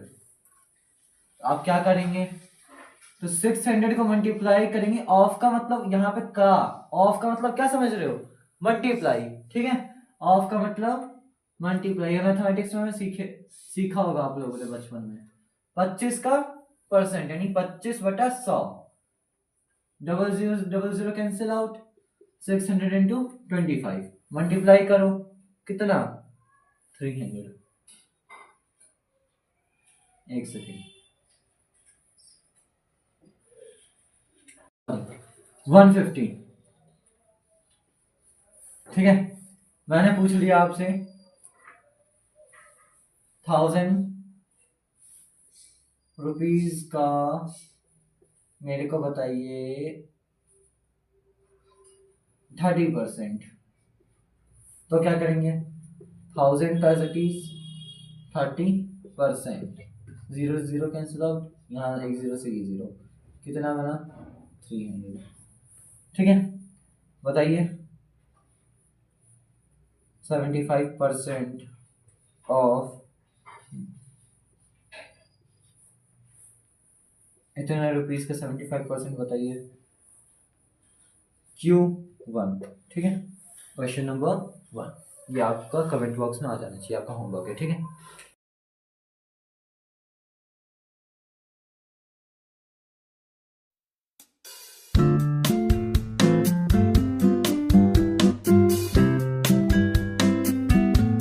आज मैं आप सभी के लिए बहुत ही इंपॉर्टेंट एक टॉपिक लेके आया हूँ जिसका नाम है profit and loss. Profit and loss तो हम बहुत अच्छे से समझ सकते हैं, बट उसको समझने के लिए हमें सबसे पहले कुछ चीज़ें जो पता होनी चाहिए वो क्या होती हैं। प्रॉफिट आया कहाँ से, प्रॉफिट मतलब होता क्या है, लॉस मतलब होता क्या है ना। तो प्रॉफिट और लॉस हम निकालेंगे कैसे, हमें पता कैसे चलेगा हाँ भैया हमारा प्रॉफिट हुआ है या हाँ भैया हमारा लॉस हुआ है, हमें पता कैसे चलेगा। उसके लिए सबसे बेसिक जो चीज़ें पता होनी चाहिए वो हमें पता क्या होनी चाहिए आपकी, कहते हैं कॉस्ट प्राइस, सेलिंग प्राइस। ये दो चीजें तो बेसिकली हमें पता ही होना चाहिए, तब जाके हम प्रॉफिट निकाल पाएंगे, ठीक है। तो बाबू सबसे पहले हम समझते हैं आखिर कॉस्ट प्राइस होता क्या है, या हमारा क्या सेलिंग प्राइस होता क्या है। मेरा ही मार्कर आज मेरे पास है, मैं इसे खरीद कर लाया हूँ कहीं ना कहीं से, मैं इसे खरीद कर लाया हूँ लेट्स सपोज 35 रुपीज का। मेरे पास जो मार्कर है ये मैं कितने का लाया हूँ, परचेज बाय रौनक सर, है ना, Raunak sir, purchase by Raunak sir. ये मार्कर मेरे थ्रू खरीदा गया है कितने रुपए में, 35 रुपए में। मैं कहाँ से खरीद के लाऊंगा बेसिकली, अरे भैया क्या क्वेश्चन पूछ रहे हो, मैं तो खरीद के लाया हूँ स्टेशनरी से, लेट्स सपोज शॉप से मैंने खरीदा कितने में, 35 रुपए में। अरे भैया शॉप ने भी तो खरीदा होगा कि कभी, मैं कह रहा हूँ ज्यादा नहीं, सिर्फ 25 रुपए में उसने खरीदा होगा, परचेज्ड बाय, मान के चलो सेलो कंपनी, ठीक ठीक है, परचेज्ड बाय सेलो। सेलो क्या है भैया, हमारा एक कंपनी है, हमें भी पता है। तो सेलो जो है आप, उसने भी तो खरीदा, मतलब सेलो से किसने खरीदा, शॉप ने खरीदा, कितने में खरीदा, तो 25 में खरीदा। अब देखो सेलो भैया एक फैक्ट्री है, फैक्ट्री नहीं है सेलो, फैक्ट्री में से खरीदा गया है सेलो को, मतलब सेलो ने जो खरीदा है वो फैक्ट्री से खरीदा है, वो भी खरीदा है। अब देखो भैया जो फैक्ट्री से खरीदा है, मान के चलो मैं कह रहा हूँ कि 25 यहाँ है, तो मान के चलो कितना, मैं लिख रहा हूँ 20 रुपीज, 20 रुपीज इसकी मैन्युफैक्चरिंग। तो ये सारे क्या है हमारे लिए, कॉस्ट प्राइस सेलिंग प्राइस यही तो होते हैं, और क्या होते हैं हमारे लिए, कॉस्ट प्राइस क्या है, सेलिंग प्राइस क्या है। देखो ये मैंने खरीदा तो ये मेरे लिए क्या हुआ, कॉस्ट प्राइस। अब ये मैंने खरीदा तो मेरे लिए कॉस्ट प्राइस हुआ, मैंने शॉप से खरीदा क्योंकि अब शॉप, ठीक है। अब ये जो 25 रुपए जो शॉप ने खरीदा है, मतलब ये जो शॉप है उसने खरीदा है किससे, सेलो से। यानी जो सेलो कंपनी है, सेलो क्या है बाबू, एक कंपनी है। सेलो कंपनी से जो परचेज किया है इस शॉप, मान को चलो गुड्डू की शॉप है कोई, ठीक है। तो ये जो खरीदा गया है मार्कर क्या है, 25 रुपए। अब ये गुड्डू के लिए क्या है, कॉस्ट प्राइस। गुड्डू भैया ने हमको बेचा है कितने में, 35 रुपए। ये गुड्डू भैया के लिए ये क्या हो गया, सेलिंग प्राइस, और ये क्या हो गया 25 रुपए इनके लिए कॉस्ट प्राइस। अब गुड्डू भैया के लिए अगर हम बात करें तो ये एसपी हो गया, और ये फैक्ट्री से इन्होंने खरीदा तो इनके लिए सीपी ये हो, मतलब ये सीपी ये एसपी, मतलब इस तरीके से हम हमारा क्या है सीपी और एसपी निकलता है। सीपी और एसपी एक और समझते हैं क्या होता है। अगर मैं बात करूं मेरे लिए, या मैं बात करता हूँ शॉप के केस के लिए, शॉप के केस से हम दोनों चीज समझ जाएंगे। जो ये 35 रुपए है, ये क्या है आपका शॉप के लिए एसपी, ये क्या है आपका उसके लिए एसपी। और जो ये दूसरी चीज है कितनी 25 रुपए, ये क्या है आपका सीपी। कोई दिक्कत इतने में, कोई भी दिक्कत नहीं आनी चाहिए। अब बात करते हैं प्रॉफिट एंड लॉस। वो प्रॉफिट एंड क्या होता है,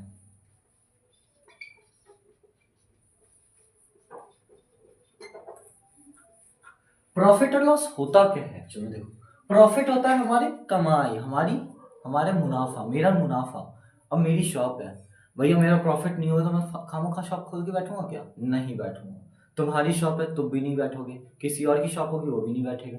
क्यों बैठेगा, जब तक उसको प्रॉफिट नहीं होगा, 10 रुपये उसकी कमाई नहीं होगी तो क्यों बैठेगा, है ना। प्रॉफिट होना जरूरी है, किसी भी बिजनेसमैन के लिए प्रॉफिट होना जरूरी है। अब दूसरी बात करते हैं लॉस। अरे भैया प्रॉफिट होगा तो लॉस तो होगा ही ना, कभी ना कभी तो लॉस हुआ होगा, या कभी कभी तो लॉस होगा ना, ऑब्वियस सी बातें होगा। बिजनेसमैन के लिए प्रॉफिट एंड लॉस दोनों एक क्या है, सिक्के के अलग अलग पहलू हैं। एक तरफ प्रॉफिट एक तरफ लॉस, उछालो भैया, एक तरफ हेड और एक तरफ टेल होता है ना, वैसे ही यहाँ पे होता है। ठीक है, देखो समझते हैं प्रॉफिट और लॉस के बारे में। मैंने आपको बताया सीपी, और इसी को मेथड से समझते हैं प्रॉफिट होता क्या है। तो भैया प्रॉफिट कुछ नहीं होता है, अगर आपने कोई सामान बेचा उसको माइनस कर दो, आपके खरीदने से। जैसे तुम बचपन में करते होगे, अभी भी कर रहे होगे क्या, तुम पेन लेके गए, मान के चलो ये मार्कर मैंने खरीदा 35 रुपए का, मैंने खरीदा है 35 रुपए का, मैंने खरीदा है, रौनक सर ने खरीदा है 35 रुपए में, ठीक है। और ऋषभ भैया को ये मार्कर बहुत ज्यादा पसंद आ गया, वो कह रहे भैया मेरे को यही मार्कर चाहिए, यही डिजाइन में चाहिए, मेरे को यही मार्कर चाहिए, और कहीं से मेरे को मार्कर नहीं चाहिए। तो ऋषभ भैया ने क्या बोला, मेरे को यही मार्कर चाहिए। मैंने बोला 35 रुपए में खरीदे, मैं 40 में बेच देता हूँ, क्या 40 में बेच देता हूँ। तो ये 40 मेरे लिए क्या हुआ एसपी, और ये 35 मेरे लिए क्या हुआ सीपी। तो मैंने 40 माइनस 35 किया, कितना आया 5 रुपए। 5 रुपए का मेरा क्या हो गया प्रॉफिट हो गया। अरे ऋषभ भैया का दिमाग थोड़ा घूम गया। अब क्या हो गया, ऋषभ भैया का दिमाग थोड़ा घूम गया। ऋषभ कह रहा है यार एक बात बताओ, रौनक सर ने मार्कर खरीदा है, ऐसा तो नहीं यूज नहीं किया है, ये यूज नहीं किया होगा, यूज भी किया होगा, यूज किया ही है, और यूज करते हमने तो देखा है। तो 35 का इन्होंने खरीदा है, तो 35 में क्यों लूं, मतलब कम करके लूंगा ये मार्कर।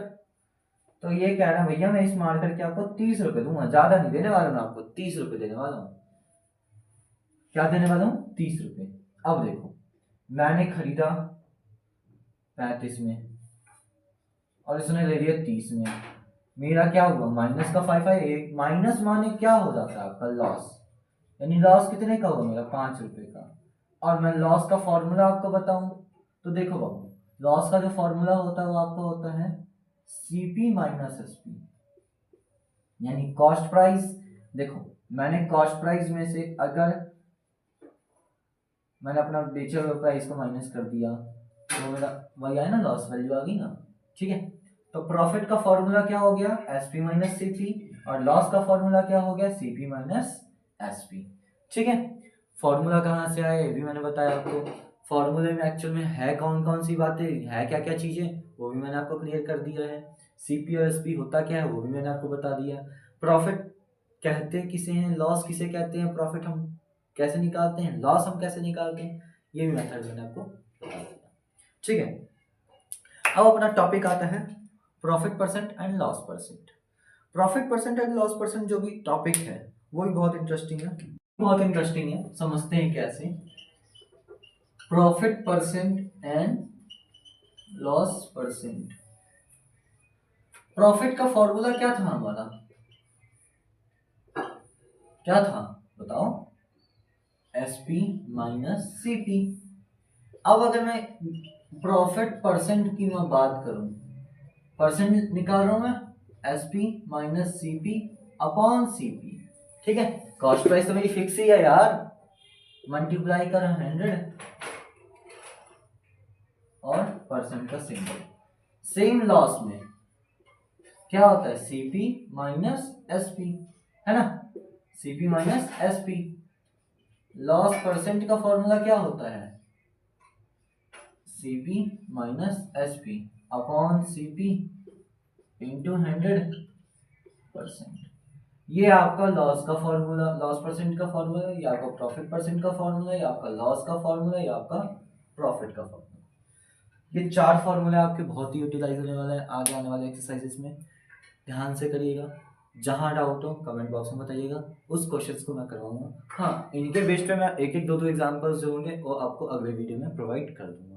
तब तक के लिए इतना ही, मिलते हैं आपसे अगले वीडियो में।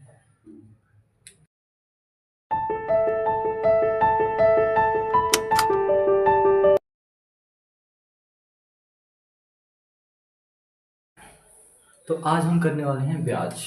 ब्याज यानी इंटरेस्ट। समझते हैं इंटरेस्ट क्या होता है, ब्याज होता क्या है। देखो बेटा, हम सभी को पता है, आपको भी पता है, मेरे को भी पता है, हम जब कुछ काम करते हैं अगर हमें पैसे कम पड़ जाते हैं तो हम किसी अपने दोस्त से या किसी रिश्तेदारों से हम पैसे उधार मांगते हैं, मान लो तुम हो, यहाँ एग्जांपल दे रहा हूँ, ये चिंटू है, ये चिंटू को पैसे की कमी पड़ गई, कुछ काम कर रहा था ये, इसको पैसे की कमी पड़ गई, मान के चलो 1 लाख रुपए। ठीक है, 1 लाख रुपए की इसको कमी पड़ गई। ये भाई साहब गए, कहाँ पे गए, बैंक के पास गए, बैंक के पास गए। तो क्या हुआ कि बैंक के पास गया, बैंक में बैठी थी, बैंक में बैठे भैया मिंटू, सॉरी मोंटू। मोंटू भाई साहब कह रहे हैं कि मैं तुम्हें 1 लाख रुपए तो दे दूंगा, लेकिन मैं तुम्हें फ्री में थोड़ी दूंगा 1 लाख रुपए, मैं फ्री में थोड़ी दूंगा। अगर मैं तुम्हें 10 रुपए दूंगा तो बेटा मेरे को 10 रुपए का कुछ फायदा नहीं दिखेगा तो मैं तुम्हें दूंगा क्यों, है ना। तो भाई 1 लाख रुपए मैं तुम्हें दे तो दूंगा लेकिन फ्री में तो नहीं दूंगा, उसके लिए क्या देना पड़ेगा तुम्हें, क्या देना पड़ेगा उसका, तुम्हें देना पड़ेगा इंटरेस्ट।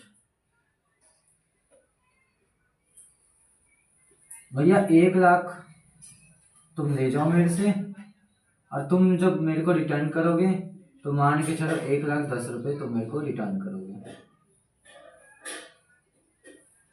ठीक है, 1,10,000 तुम मेरे को रिटर्न कर देना भैया, 1 लाख ले जाओ आज, और जब तुम मेरे को रिटर्न करोगे, जब मेरे को तुम दोगे, तब मेरे को क्या करना है, 1,10,000 मेरे को दे देना। समझ आया बात, समझ आई बात आपको, ठीक है। मैंने लिया तो 1 लाख रुपए था, यानी चिंटू भैया कह रहे हैं मैंने लिया तो 1 लाख रुपए था, लेकिन मैं 1,10,000 क्यों दूं, यानी मैं 10,000 एक्स्ट्रा क्यों दूं, 10,000 में एक्स्ट्रा क्यों दूं, तो भैया इसी का नाम है क्या, इंटरेस्ट। इसी का नाम क्या है भैया, इंटरेस्ट, ब्याज, हिंदी में बोले तो ब्याज। ठीक है, अब इंटरेस्ट 2 तरीके के होते हैं, एक होता है आपका सिंपल इंटरेस्ट,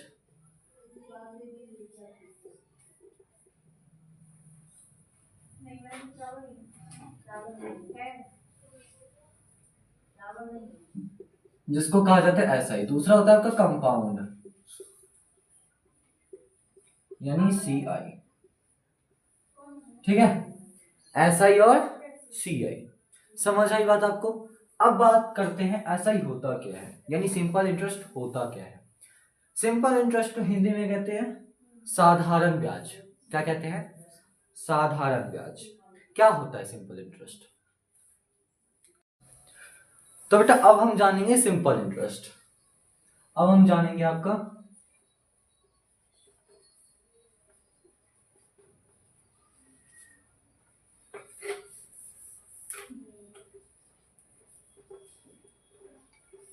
हिंदी में कहते हैं इसको साधारण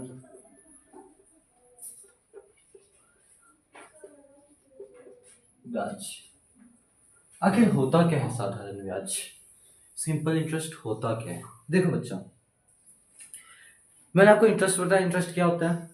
अब एक होता है कि सिर्फ, मैंने आपको क्या बताया, 1 लाख रुपए मैंने आपको दिया, लेट सपोज, या 1 लाख छोड़ो, मैं सिर्फ 100 रुपए से बात कर रहा हूँ। 100 रुपए मैंने आपको दिया, मैं जब तक अपना फायदा नहीं देखूंगा तब तक मैं आपको 100 रुपए देने वाला नहीं हूँ। मैंने अपना फायदा देखा बाबू, इसमें 100 रुपए दूंगा तो मेरे को 110 रुपए मिलेगा, मेरे को 110 मिलेगा, राइट। तो ये 110 में होगा, यानी 10 रुपये यहाँ पे आपका क्या, सिंपल इंटरेस्ट। बट अब मैंने क्या किया, इंटरेस्ट पे इंटरेस्ट, इंटरेस्ट पे इंटरेस्ट, जो आपका बन रहा है इस पे भी मैंने 2% का इंटरेस्ट लगा दिया, फिर जो अमाउंट आया फिर इसमें मैंने 2% का इंटरेस्ट लगा दिया, वो क्या बढ़ता जा रहा है, वो बढ़ता जा रहा है। तो वो मेरे लिए क्या हुआ, कंपाउंड इंटरेस्ट। वो क्या हुआ, कंपाउंड इंटरेस्ट। हम बात कर रहे फिलहाल सिंपल इंटरेस्ट की। तो सिंपल इंटरेस्ट में देखो, एक एग्जांपल दे रहा हूं मैं आपको, ठीक है।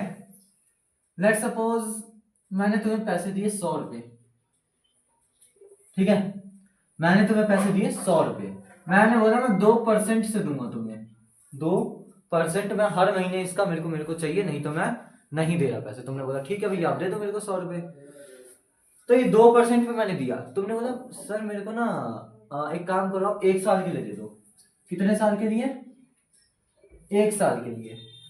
ये आपका होता है, जो अमाउंट आपने मेरे से लिया, जो अमाउंट आपने मेरे से लिया उसे क्या कहेंगे हम, प्रिंसिपल।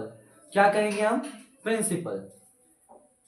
जितने परसेंट रेट पे आपने लिया, यानी जितने परसेंट ब्याज पे आपने लिया, वो क्या हो गया, रेट, रेट ऑफ इंटरेस्ट। इसको हम एक और नाम से जानते हैं, rate of interest, rate of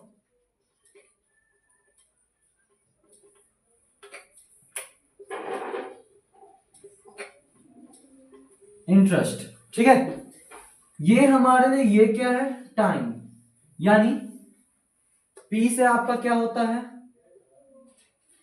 principal. ये प्रिंसिपल आपका स्कूल वाला प्रिंसिपल की बात नहीं हो रही बेटा।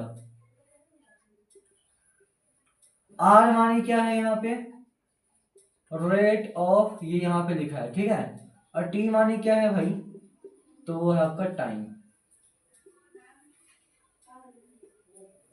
ठीक है बच्चा।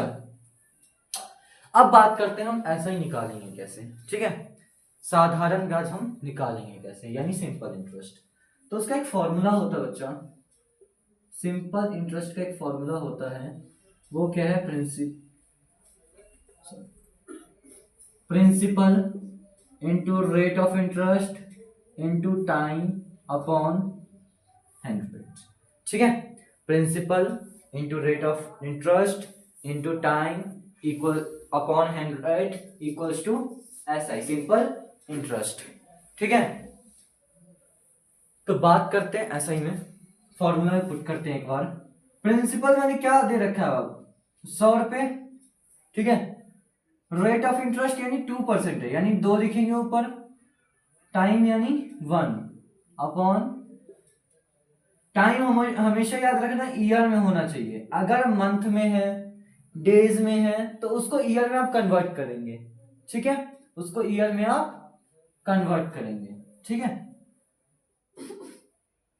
100 into 2, 200 upon 1, sorry multiply 1 upon 100, यानी 200 अपॉन 100, ये कटता है बेटा 2 बारी में, तो 2, यानी आपका इंटरेस्ट क्या आया, ऐसा ही क्या आया, क्या आया, 2 क्या रुपए। बाबू 100 रुपए मैंने दिए थे ना आपको, तो 2 रुपए आपका हर महीने जाएगा, ठीक है। अब बात करते बच्चा, क्या क्या बात करते हैं सर, 2 रुपए जाएगा मतलब क्या, जीवन भर जाएगा क्या, जिंदगी भर जाएगा, नहीं बच्चा।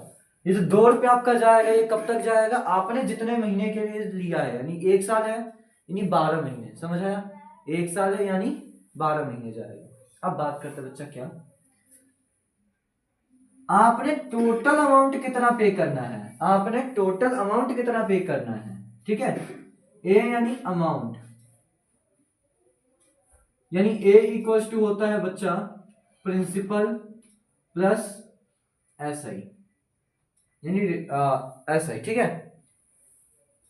कितना था प्रिंसिपल, देखो 100 रुपये था, 2 रुपये तुम एक्स्ट्रा दोगे, यानी 102 रुपये तुम टोटल अमाउंट कितना दोगे बेटा उसको, 102 रुपये, यानी 102 रुपीज। इतने में कोई प्रॉब्लम, अगर कोई प्रोसेस में अगर आपको प्रॉब्लम है तो कमेंट बॉक्स में बताइएगा, उसका सॉल्यूशन आपको जरूर मिलेगा। देखो भाई अमाउंट मैंने आपको क्या बताया, एक तो एसआई का जोड़ प्लस प्रिंसिपल का जोड़, यही बताया। वहां पे 100 रुपये आपका ये प्रिंसिपल था और 2 रुपये आपका ये था, यानी 102 रुपये तो आपका अमाउंट आपका बन रहा था। जरा ध्यान दीजिएगा, मैं बोलूँ आपको प्रिंसिपल तो आपका 500 रुपीज है, टाइम आपका मान के चलो 6 मंथ है, और रेट आपका क्या है 3%। तब आप लोग कैसे क्वेश्चन करेंगे, फॉर्मूला आपका सेम लगेगा। इस क्वेश्चन का जरा आंसर कमेंट बॉक्स में तब तक बताइए, मैं इसको सॉल्व कर लाता हूँ फिर 2 मिनट आपके पास।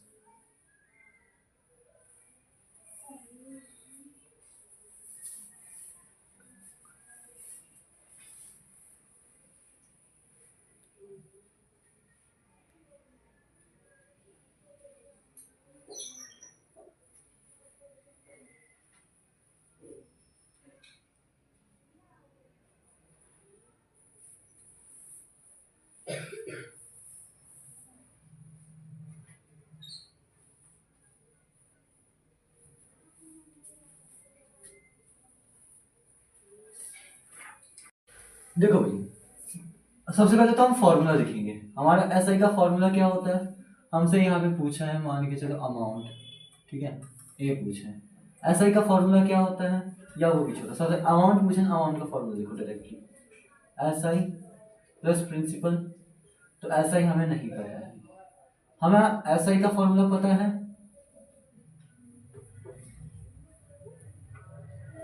P multiply rate of interest into time upon 100, है ना।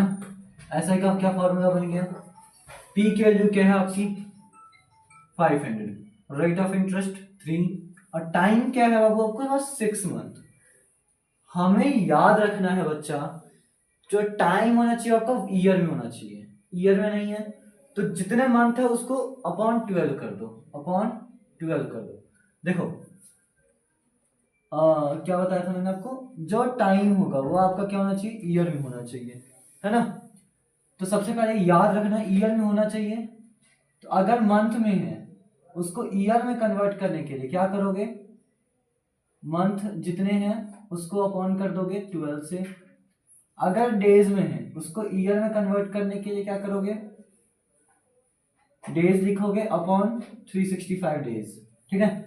एक 4 साल में मतलब 4 साल पे आता है ना एक, कौन सा एक्सेप्शनल केस 366 डेज, जिसको हम लीप ईयर कहते हैं, 4 साल में आता है ना, बट यहाँ तो 365 ही हम कंसिडर करेंगे, ठीक है। 1 ईयर में 365 ही डेज होते हैं, ये ज़्यादा फेवर कर रहा है, ठीक है, इसलिए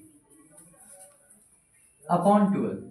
यहाँ 100 तो था ही, और मल्टीप्लाई का साइन आ जाएगा। फिर देखो 00 से 00 कैंसिल आउट, क्या बचा 5 इंटू 3 इंटू 6 अपॉन 12, ये काटो भाई, ये बनेगा 2, क्या बचा 5 मल्टीप्लाई 3 अपॉन 2, 15 अपॉन 2, जिसको हम लिख सकते हैं 7.5, यानी ऐसा ही आपका क्या आया है ₹7.5, है ना। हमसे पूछा क्या है एक्चुअल में अमाउंट, वो क्या होता है भाई P plus S I.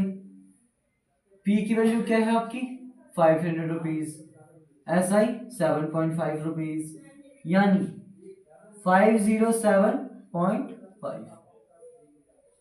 Amount की वैल्यू क्या आ गई आपकी ₹507.50। ठीक है, तो ये है आपका पूरा प्रोसेस एक क्वेश्चन सॉल्व करने का। इसी तरीके के क्वेश्चंस आपके आएंगे भी एग्जाम्स में। देख लीजिएगा, स्क्रीनशॉट ले लीजिएगा, इसी तरीके के क्वेश्चन सबके आने वाले हैं। पर पी दे रखा होगा, आर दे रखा होगा, टी दे रखा होगा, ए बोल दिया जाएगा निकालने को। या फिर अगर ऐसा ही बोलते हैं निकालने का, तो ऐसा ही निकालने के लिए मैंने आपको ये चीजें बताई कि फॉर्मूला, सिर्फ फॉर्मूला इतना ही निकाल के छोड़ दोगे। लेकिन अगर अमाउंट पूछा बच्चा, तो इतना निकालने के बाद आपको ये भी निकालना पड़ेगा, ठीक है। ए माने अमाउंट होता है, ठीक है। तो अब रह गया आपका क्या, कंपाउंड इंटरेस्ट। जो कंपाउंड इंटरेस्ट होता है उसके बारे में थोड़ा सा बेसिक नॉलेज मैं आपको दे देता हूँ, फिर उसको हम करेंगे अगले वीडियो में कैप्चर। जो कंपाउंड इंटरेस्ट होता है जनरली, देखो भाई, किसी चीज को मैं एक तरीके से आपको समझाता हूँ। मैंने पहले आपको 100 रुपये दिया, ब्याज लगा मान के चलो 1%, तो 1 से 1 रुपये हुआ। अब 1 से 1 रुपये पे ब्याज लगेगा 1%, यानी 1 से 1 का 1% कैलकुलेट करो। इस तरीके से आपका क्या हो गया, इस तरीके से आपका, यानी मान के चलो ये आपका बना। इसी तरीके से आपका कैलकुलेट होता रहेगा, बढ़ता रहेगा बढ़ता रहेगा बढ़ता रहेगा। क्या हो गया आपका, इसी पे 1%, फिर और जो आई वैल्यू उसको 1%, फिर जो आई वैल्यू उसको उस पे 1%। इसी तरीके से आपकी वैल्यूज क्या हो जाएंगी, इंक्रीज हो जाएंगी। समझ है आपको। तो कंपाउंड इंटरेस्ट में ज्यादा फायदा होता है सिंपल इंटरेस्ट में। आप लोगों का होमवर्क होगा छोटा सा एक, डिफरेंस बिटवीन, क्वेश्चन लिखो, difference between compound interest and simple interest, ठीक है। तब तक के लिए इतना ही, मिलते हैं आपसे अगली वीडियो में।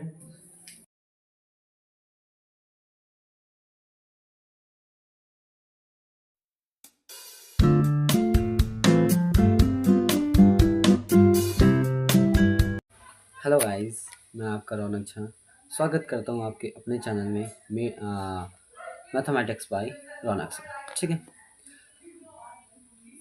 अभी आप लोगों के 10th के एग्ज़ाम्स चल रहे हैं या प्री बोर्ड्स चल रहे होंगे, है ना। अभी कुछ टाइम बाद मुश्किल से हमारे पास 1 मंथ का समय है, जो कि आपका फाइनल टर्म आने वाला है, जो कि जिसे हम बोर्ड्स भी कहते हैं। बोर्ड्स एग्ज़ाम में हमें अक्सर पता है कि हमारी छोटी छोटी मिस्टेक्स को लेके बहुत से नंबर्स कटते हैं, बहुत से ऐसी चीज़ें होती हैं जिसकी वजह से हमारे नंबर कट जाते हैं। छोटी छोटी सिली मिस्टेक्स होते हैं। कुछ बच्चे हमारे ऐसे भी होते हैं जो कि प्रिपरेशन मतलब शुरुआत से नहीं पढ़ रहे होते हैं। उन सभी बच्चों के लिए आज मैं एक सॉल्यूशन लेके आया हूँ। जो बच्चा चाहता है सिर्फ पासिंग स्कोर करना, जो बच्चा चाहता है अच्छा स्कोर करना, जो बच्चा चाहता है सिर्फ और सिर्फ इस तरीके से नंबर आ जाए कि हाँ हम 11वीं क्लास में आर्ट्स ले सके या साइंस भी ले सके, अगर मेहनत उस हिसाब से हो तो। क्योंकि मैं अभी आपको जो नंबर बताने वाला हूँ, मैं अभी आपको जो बताने वाला हूँ टॉपिक्स, अगर उस टॉपिक्स को अगर आप कवर कर लेते हैं तो कम से कम 50 40 मतलब 40+50 आप अप्रॉक्स ले आएंगे। और आपके 20 तो आपको पता ही है, वाइवा या प्रैक्टिकल्स वगैरह जो आपके स्कूल्स के थ्रू होते हैं, कंडक्ट होते हैं, वो सारे आपको मिल ही जाएंगे। आपको ये चीज़ नॉलेज होगा ही। मैं नहीं कह रहा 20 15 16 17 18 19 20 तो इवन मिलते हैं। हमें भी अपने टाइम में 20 मिले थे, तो 20 तो मिल ही जाएंगे जहाँ तक मुझे उम्मीद है। तो 50+20 यानी 70 नंबर आपके अप्रॉक्स आ सकते हैं, अगर आप लोग उस हिसाब से मेहनत करेंगे तो। मैथ्स के लिए तो मैंने आपको बता दिया, पासिंग अगर पास होना है तो ये टॉपिक्स आप कर लीजिए, ये चैप्टर्स आप कर लीजिए। आप थ्रू आउट बस उस चैप्टर्स को थ्रू आउट कर लीजिए। उसके अलावा कुछ करने की नीड नहीं है। एनसीईआरटी से बाहर उस चैप्टर्स को अगर आप बाहर करेंगे तो मान के चलिए उन चैप्टर में आपको एक भी नंबर नहीं कटेगी। उस चैप्टर से एक भी क्वेश्चन अगर आता है तो ना आप कटेंगे नहीं, ठीक है। अब मैं बात करता हूँ जो ये चैप्टर है आपका साइंस में, क्योंकि देखिए पासिंग हमें मैथ्स में भी होना है, साइंस में भी होना है, एसएसटी में भी होना है, इंग्लिश में भी होना है, हर एक सब्जेक्ट में हमें पास होना है। लेकिन मैं अभी बात कर रहा हूँ आपका साइंस के लिए, क्योंकि मैं मैथ्स का ऑलरेडी बात कर चुका हूँ। कहीं ना कहीं सेकंड मैटर आपका साइंस करता है। बहुत से ऐसे स्टूडेंट्स होंगे जो आगे जाके 11th में स्ट्रीम अपना साइंस रखने वाले हैं। तो साइंस रखने के लिए सबसे पहले तो मैं आपको बता दूं, साइंस में आपके स्कोर कम से कम 70+ होने ही चाहिए, तभी आपको साइंस मिलेगी। नहीं तो क्या होता है कि 60-40 वालों को, मतलब इवन 50 वालों को भी आज की डेट में साइंस नहीं मिलती है। हमारे टाइम पे 55 के अप्रॉक्स साइंस मिल जाती थी। तो अभी जो चल रहा है सिनेरियो, उसके अकॉर्डिंग जो मेरे को लग रहा है 70, क्योंकि ऐसा होता है ना, 50 वालों को मिल तो जाएगी, 55 वालों को मिल तो जाएगी, 50 प्लस वालों को ही मिलती है वैसे तो, मिल तो जाएगी, बट क्या होता है कि आगे जाके अगर बच्चे ज़्यादा दिख जाते हैं तो उन बच्चों को, जो जिन बच्चों के मार्क्स 70 से नीचे होते हैं, उन बच्चों को कॉमर्स और आर्ट्स के थ्रू, मतलब कॉमर्स और आर्ट्स के थ्रू 11th करवा दिया जाता है, यानी उनको धक्का मार दिया जाता है कॉमर्स और आर्ट्स की तरफ। तो मैं सिंपल सी बात ये आपको कहना चाहता हूँ, अगर आपको आगे जाके साइंस लेनी हो, 11th-12th आपको साइंस स्ट्रीम से करनी हो, तो आपको कम से कम 70 प्लस नंबर स्कोर करना पड़ेगा, कम से कम की मैं बात कर रहा हूँ आपको। देखिए, अभी बहुत से ऐसे बच्चे, मैंने आपको शुरुआत में बताया, बहुत से ऐसे बच्चे जिन्होंने, जो अब स्टार्ट करेंगे पढ़ना, जो अब चाहेंगे कि हाँ मैं पास हो जाऊँ, जस्ट पासिंग के लिए हो जाऊँ, तो उनके लिए मैं कुछ टॉपिक्स बता रहा हूँ, कुछ चैप्टर्स बता रहा हूँ, वो चैप्टर्स को ज़रूर से ज़रूर पढ़ के जाइएगा। सिर्फ एनसीईआरटी से पढ़ के जाइएगा, और कहीं से नहीं पढ़ के जाना है, उससे बाहर कुछ आना ही नहीं है, ठीक है। देखिए, साइंस में हमें पता है, हम सभी को पता है, 3 पार्ट्स में साइंस को डिवाइड करा गया है, फिजिक्स, केमिस्ट्री, बायोलॉजी। मैं फिजिक्स की बात करता हूँ। सबसे पहले फिजिक्स में आपके 20 प्लस स्कोर आ सकते हैं अगर आप इन चैप्टर्स को प्रॉपर तरीके से रिवाइज कर लेते हैं, थ्रू आउट कर लेते हैं अपने एनसीईआरटी के बेस्ड पे, ठीक है। तो सबसे पहला चैप्टर आता है आपका इलेक्ट्रिसिटी। दूसरा आपका जो चैप्टर आता है magnetic effect of electric current. तीसरा आपका जो चैप्टर आता है light. Light is a most and मतलब बहुत ही ज़्यादा इंपॉर्टेंट चैप्टर है, खासकर उसमें जो रे वाला टॉपिक है। और हाँ, रे वाला जो टॉपिक्स है आपका, concave mirror, convex mirror, concave lens, convex lens, ये सारे जितने भी टॉपिक्स है आपके क्या है, इंपॉर्टेंट है लाइट के चैप्टर में, ठीक है। दूसरा मैं बात करता हूँ केमिस्ट्री पार्ट पे। जो फिजिक्स वाले में आपको बताया, कम से कम आप 20 नंबर प्लस वहाँ पे स्कोर कर सकते हैं अगर आप चाहे तो।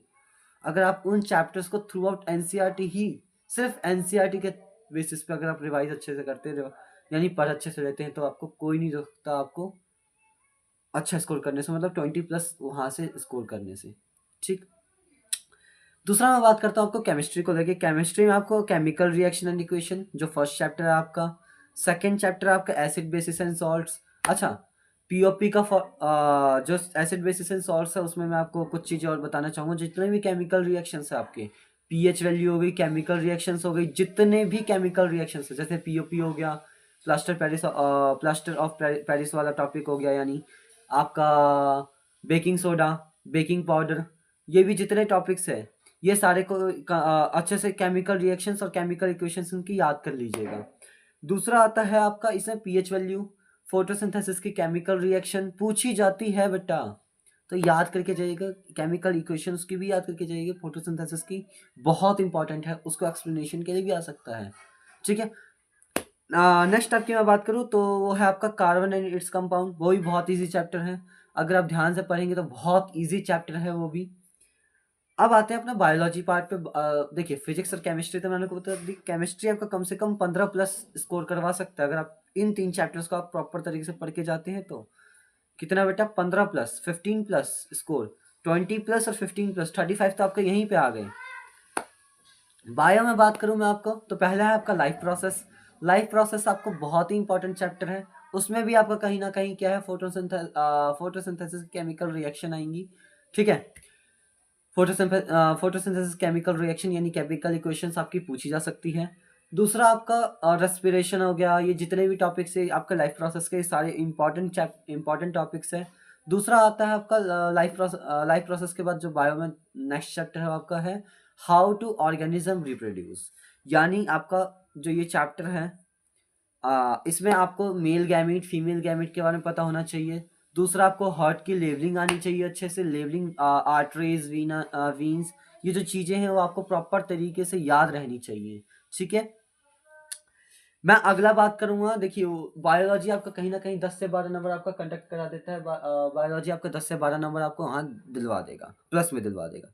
अब मैं आपको बात करूं उस चैप्टर्स के बेसिस पे, यानी आपके पूरे के पूरे साइंस के बेसिस पे, आप अगर डायग्राम्स को, फार्मूलाज को, डेफिनेशंस को अगर आप प्रॉपर तरीके से पढ़ लेते हैं, एनसीईआरटी के थ्रू आउट कर लेते हैं, सिर्फ एनसीईआरटी के बेसिस पे डायग्राम, फार्मूले और आपका जितना भी ये डेफिनेशंस हो गई, अगर आप पढ़ लेते हैं तो उससे बाहर तो बाहर कुछ आना ही नहीं है।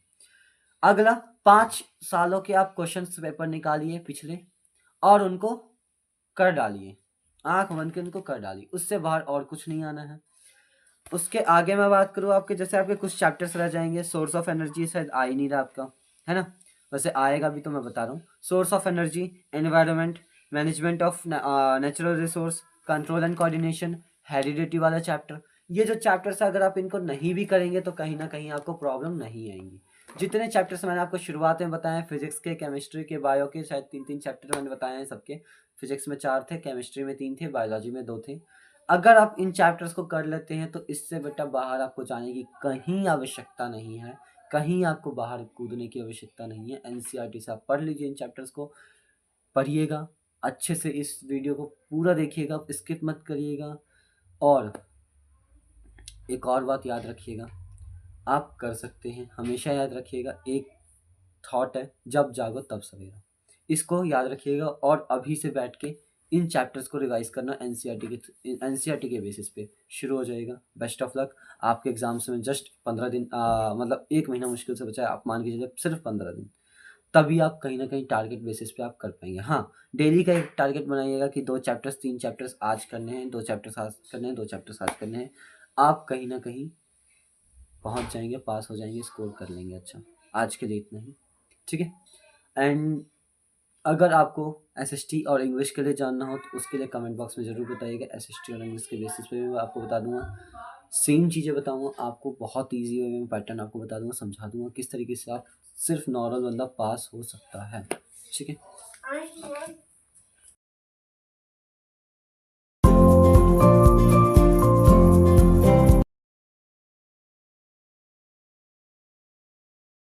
Hello hello hello hello. मुझे पता है आज मैं बहुत दिनों बाद फिर से आ रहा हूँ। मेरी फिर से बहुत दिनों बाद आज वीडियो आई है। खास करके आज की जो वीडियो लाया हूँ, खास करके बहुत ही इम्पोर्टेंट क्लास, बेसिक क्लास 6, 7, 8, 9 और 10 सभी के लिए यूज होने वाली है। जहाँ तक कि जूनियर स्टूडेंट्स 5th, 4th, इन सभी क्लासेस में बहुत ज्यादा कॉमन टॉपिक होता है, एक फ्रैक्शन। एक टॉपिक होता है आपका फ्रैक्शन। अगर आपको फ्रैक्शन आता होगा तो आप हर एक क्लास में इसका यूज करेंगे, बल्कि ऐसा कोई भी क्लास नहीं है, इवन 11th एंड 12th में भी इसका यूज है फ्रैक्शन का। तो मैं जस्ट अभी बात करता हूँ 6, 7th में तो इसका चैप्टर है, 8th में भी इसका चैप्टर है, ये चैप्टर नहीं भी है तो एक टॉपिक है रैशनल नंबर। रैशनल नंबर और फ्रैक्शन में सिर्फ एक छोटा सा जो डिफरेंस होता है, वो डिफरेंस आप कमेंट बॉक्स में आप खुद आंसर करेंगे। तो क्वेश्चन क्या है? क्वेश्चन है fraction versus rational number. Your question is that. इसका आंसर कमेंट बॉक्स में जरूर बताइएगा गाइस। मैं बात करता हूँ फ्रैक्शन की, यानी भिन्न की। हिंदी में इसको भिन्न कहते हैं। फ्रैक्शन होता क्या है भैया? n अपॉन m में कुछ भी होगा जहाँ पे m की वैल्यू 0 नहीं होगी, उसे हम क्या कहते हैं? फ्रैक्शन कहते हैं, ठीक है। जहाँ पे n अपॉन m होगा और m की वैल्यू 0 नहीं हो सकती है, वहां पे हम क्या कहेंगे? उसे फ्रैक्शन कहेंगे। क्या कहेंगे बेटा? फ्रैक्शन कहेंगे। यस। अच्छा, हमने ये तो जान लिया कि n और m होता है तो फ्रैक्शन होता है। देखो बेटा, इसमें ना टाइप्स होते हैं, हमें जो जानने हैं। टाइप्स होते हैं, बहुत कुछ होते हैं जो हमें जानने हैं। बट मैं अभी जो बात करने वाला हूँ और क्या बात करने वाला हूँ, एक हाउ टू ऐड,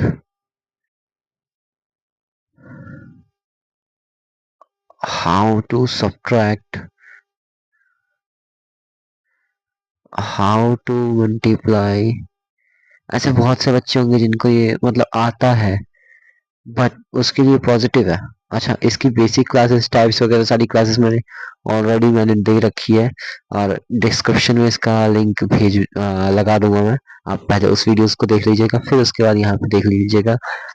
सिंपल सी बात है, मैं ऐड करने का मैंने वहाँ पे एक प्रोसीजर बताया है, बट मैं यहाँ पे एक प्रोसीजर वो बताने वाला हूँ जिसको आप, आई एम डैम श्योर, जिसको आपने अगर सीख लिया तब बड़े से बड़े फ्रैक्शन को नॉर्मली चुटकी बजाने के साथ आप सॉल्व कर जाएंगे।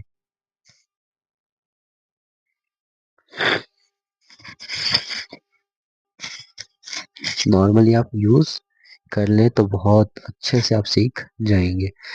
सबसे पहले सीखते हैं एडिशन। एडिशन सीखने के लिए मैंने एक एग्जांपल लिया, 7y9 प्लस 3y5। क्या करना है देखो, इसको और इसको ध्यान से देखना, यहाँ पे मल्टीप्लाई का साइन दिख रहा है, यानी 7 गुने 7 मल्टीप्लाई 5, बीच में प्लस का साइन है तो प्लस 9 को इससे और इन दोनों को आपस में इससे। अच्छा, इसी ट्रिक को कहते हैं बटरफ्लाई ट्रिक।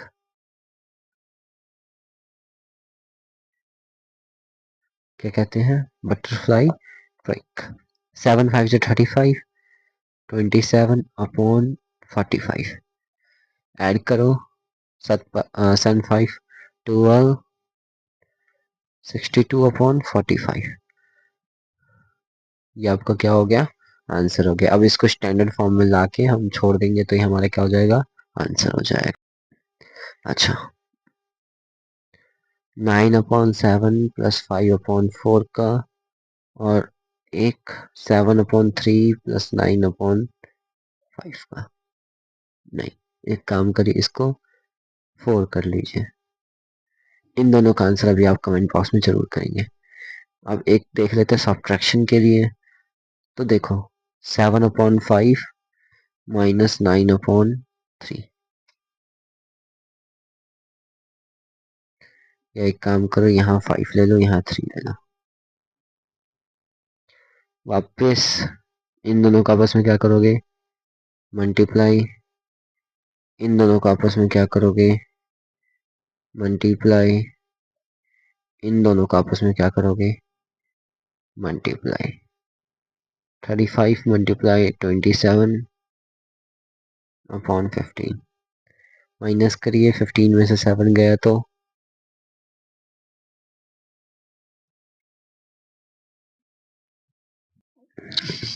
8 अपॉन 15। ये आपका क्या हो गया? आंसर हो गया। अच्छा, अब इसका आंसर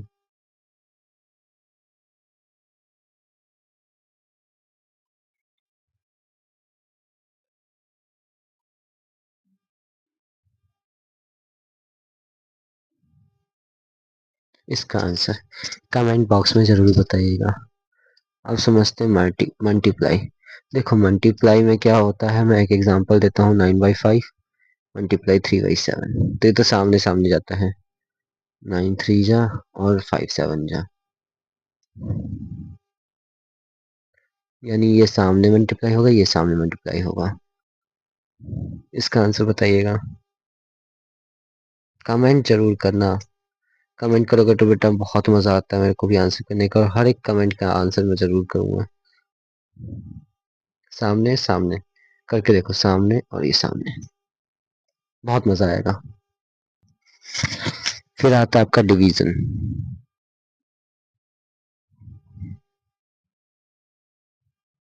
9/10 डिवाइड बाई 5/4। क्या करना है? 9/10 को एज इट इज डिवाइड की जगह पे मल्टीप्लाई का साइन, और इसको इधर और इसको इधर, यानी 4/5 उल्टा कर देना है। ठीक है, 9 इंटू 4, सामने सामने मल्टीप्लाई।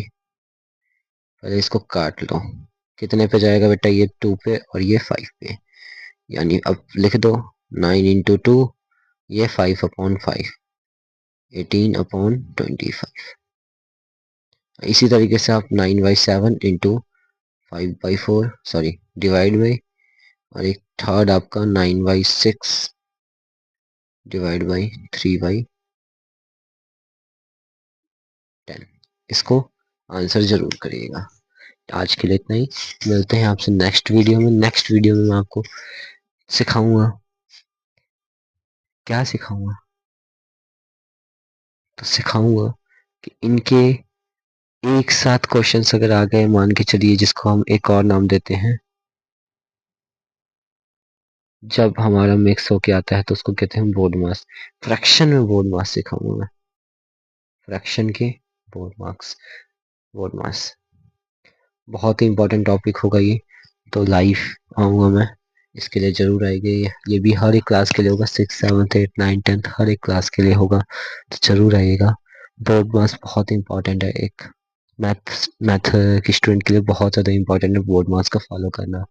अगर मान के चलिए बोर्ड मास अगर हम फॉलो नहीं करते हैं, या मान के चलिए कोई भी क्वेश्चन में हम अगर बोर्ड मास फॉलो नहीं करते हैं, तो कहीं ना कहीं हमारा वो क्या होगा, नेगेटिव पॉइंट होगा, और हम कहीं ना कहीं वहाँ पे क्या होंगे, फेल होंगे उस जगह पे। तो हमें बोर्ड मास का यूज करना आना चाहिए।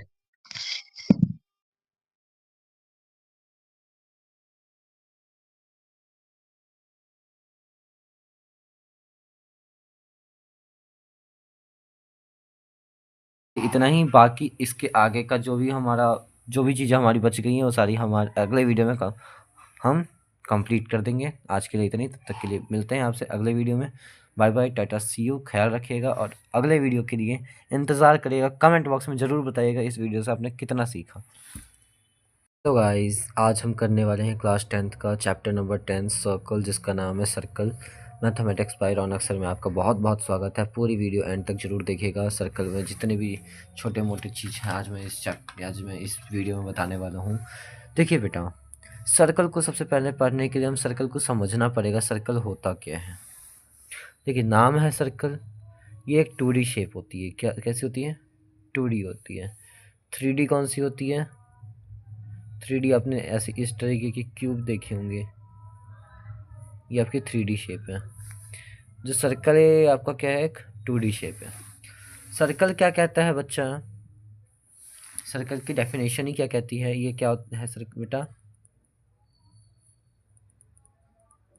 सर्कल है, इसकी डेफिनेशन ही कहती है बच्चा, सेट ऑफ ऑल पॉइंट्स, यानी ध्यान से देखना, set of all points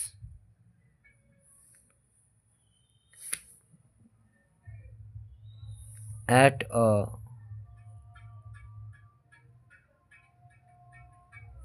fixed distance in a plane, इसे हम क्या कहते हैं? सर्कल कहते हैं। यानी सर्कल क्या किसे कहते हैं बेटा? Set of all points at a fixed distance, सारे पॉइंट्स का सेट किसी भी फिक्स्ड डिस्टेंस पे, फिक्स्ड डिस्टेंस होना चाहिए, जो मिल के बनता है उसे हम क्या कहेंगे? सर्कल कहेंगे। इन अ प्लेन, यानी प्लेन होता है बेटा ये प्लेन। प्लेन मतलब आप वाइट वाली शीट मत समझिएगा, प्लेन मतलब ये प्लेन, ठीक है। दूसरा, सर्कल में और चीज़ हमें क्या जाननी है? सबसे पहली चीज़ तो हमें जानना है सेंटर। सेंटर एक बहुत इंपॉर्टेंट टर्म होता है सर्कल में। सर्कल है, ये जो आपका बीच वाले ये जो है, ये आपका है सेंटर। जहाँ पे आप कंपास रख के ऐसे घुमाएंगे उसे हम क्या कहते हैं? सेंटर। ये क्या है बेटा? सेंटर। समझ आई बात बच्चा? दूसरा पॉइंट आता है आपका रेडियस।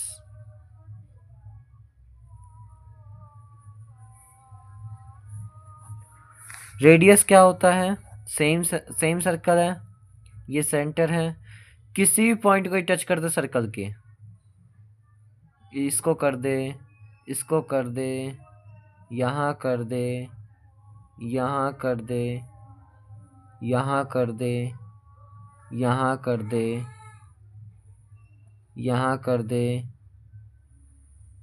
यहाँ कर दे, यहाँ कर दे, कहीं भी कर दे,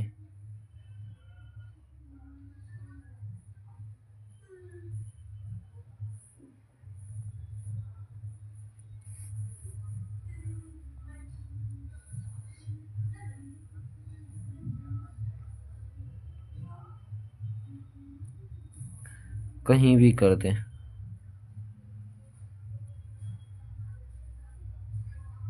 ये सारे क्या है बेटा? आपके रेडियस है। ये सारे के सारे ये आपके क्या है? रेडियस है। कहीं भी कर दे। यहीं से एक क्वेश्चन होता है कि सर्कल के अंदर कितने रेडियस होते हैं? तो बेटा इसका आंसर होता है इनफाइनाइट। कितने कितने रेडियस हो सकते हैं? तो बेटा क्या होगा इसका आंसर? इनफाइनाइट। अगला जो अपना टॉपिक है वो है बेटा डायमीटर। सेम सर्कल है, सेंटर है, सेंटर से जो टच करते हुए दो पॉइंट्स को टच करती है बाद में, मतलब किसी भी दो पॉइंट्स को सर्कल को टच कर रही है, लेकिन दूसरे में एक कंडीशन हो, सेंटर को भी टच करनी चाहिए, उसे हम क्या कहेंगे? डायमीटर। ये भी हो सकती है, ये भी हो ये नहीं हो सकती, ये हो सकती है, ये भी हो सकती है, ये भी हो सकती है, ये भी हो सकती है। ठीक है, बहुत हो सकते हैं। ये सारे के सारे क्या हैं बेटा? डायमीटर। डायमीटर कितने हो सकते हैं? यहाँ से भी एक क्वेश्चन बनता है जैसे यहाँ से बनता है। रेडियस कितने होते हैं सर्कल में? तो बेटा इनफाइनाइट। ऐसे ही डायमीटर भी कितने होते हैं बेटा? इनफाइनाइट। ठीक है, अगला जो हम बात करने वाले हैं वो है बेटा कॉर्ड। कॉर्ड, इसे चॉर्ड नहीं पढ़ते बेटा, कॉर्ड पढ़ते। क्या पढ़ते इसे? कॉर्ड। कॉर्ड क्या होता है? कॉर्ड होता है ये सिंपल सा है, किसी भी दो पॉइंट को टच कर रही है सर्कल में, वो सारी की सारी क्या कहलाएंगी? कॉर्ड कहलाएंगी। वो सारी की सारी क्या कहलाएंगी? कॉर्ड कहलाएंगी। चाहे ऐसे में टच करें, चाहे इस तरीके में टच करें,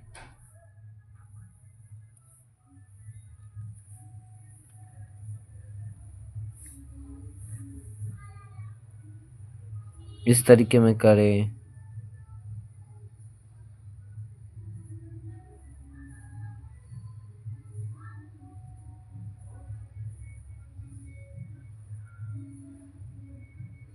ठीक है। ये सारे के सारे क्या हैं बेटा? कॉर्ड। ये सारे के सारे क्या हैं? कॉर्ड। अच्छा, यहाँ से ना एक चीज़ पूछा जाता है, वो क्या? क्या डायामीटर भी कॉर्ड है?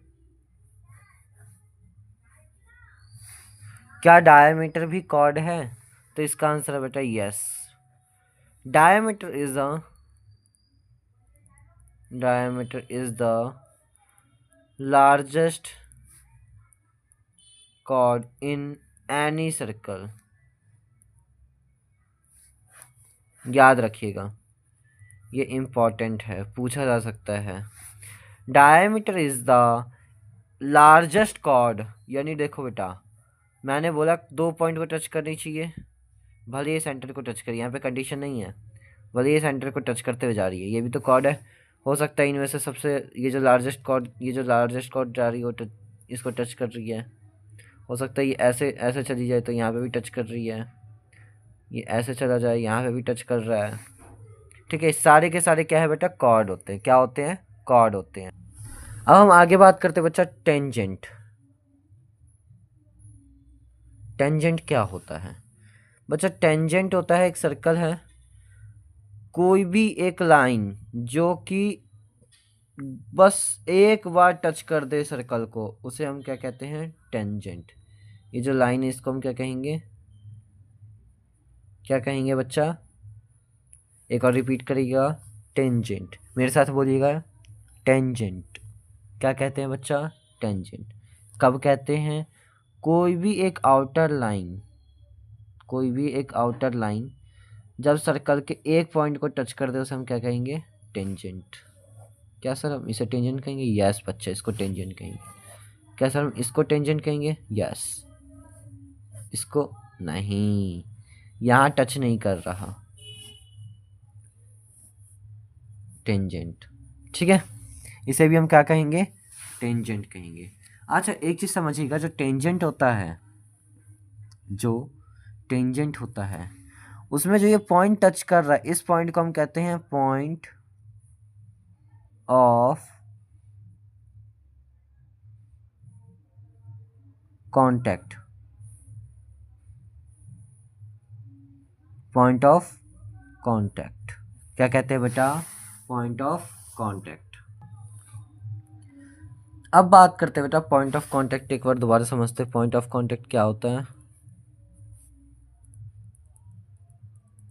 आगे बढ़ने से पहले, कोई भी सर्कल है उसमें टेंजेंट जा रही है, ये जो पॉइंट आपने टच की है इसको हम क्या कहेंगे?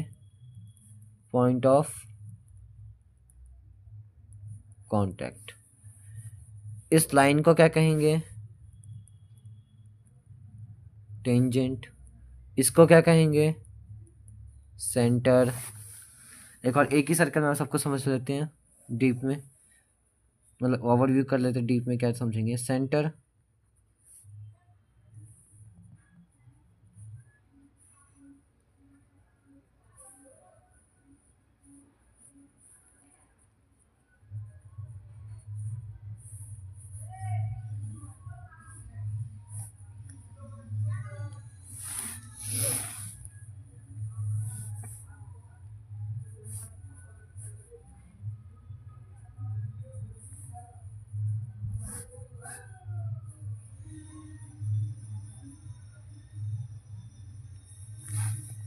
और कुछ रह गया क्या?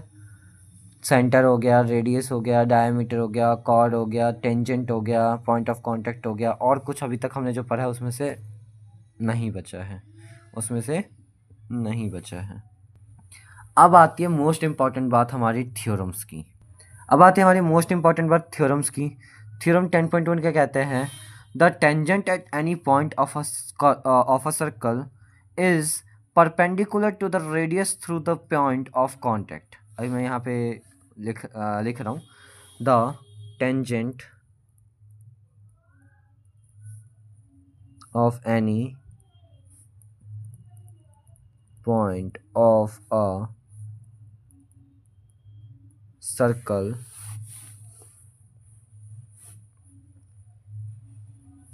is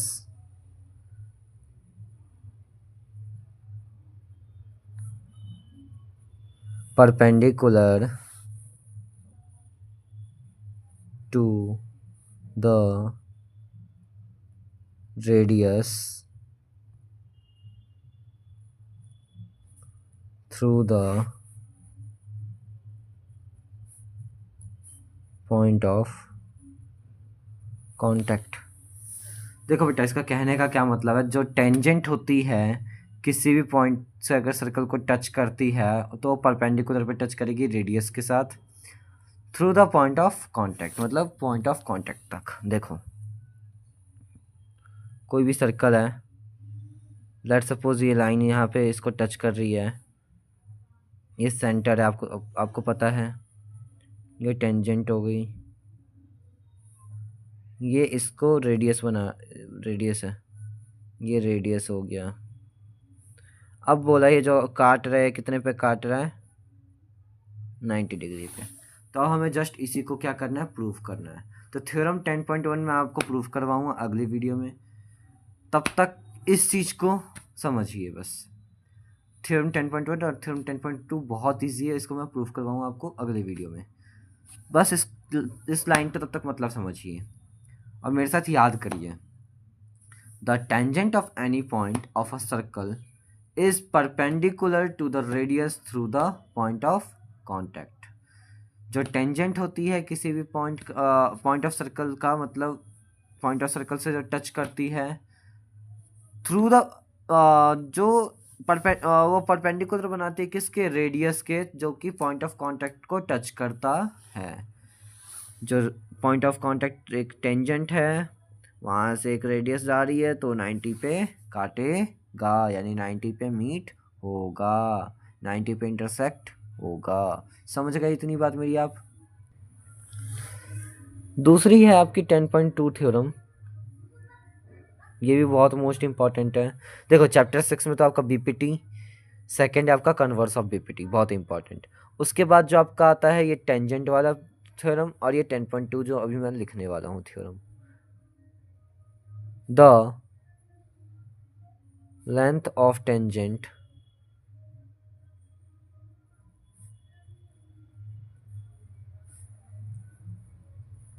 drawn from an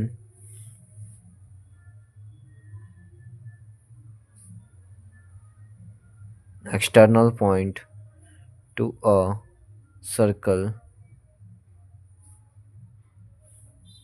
is equal, वैसे आर आएगा, ठीक है। The length of a tangent drawn from an external point to a circle are equal। बेटा सिंपल सी बात है, ये आप इसे मानिए वो सर्कल, ये मानिए P, यहाँ से कोई टेंजेंट है, दूसरे यहाँ से कोई टेंजेंट है, किसी बाहर एक्सटर्नल पॉइंट से है।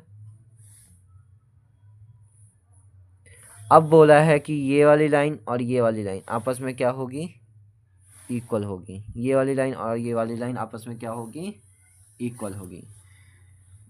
यानी इस पॉइंट ऑफ कांटेक्ट तक और इस पॉइंट ऑफ कांटेक्ट तक ये दोनों लाइन आपस में क्या होंगी, इक्वल होंगी, यानी दोनों टेंजेंट्स आपस में क्या होंगी।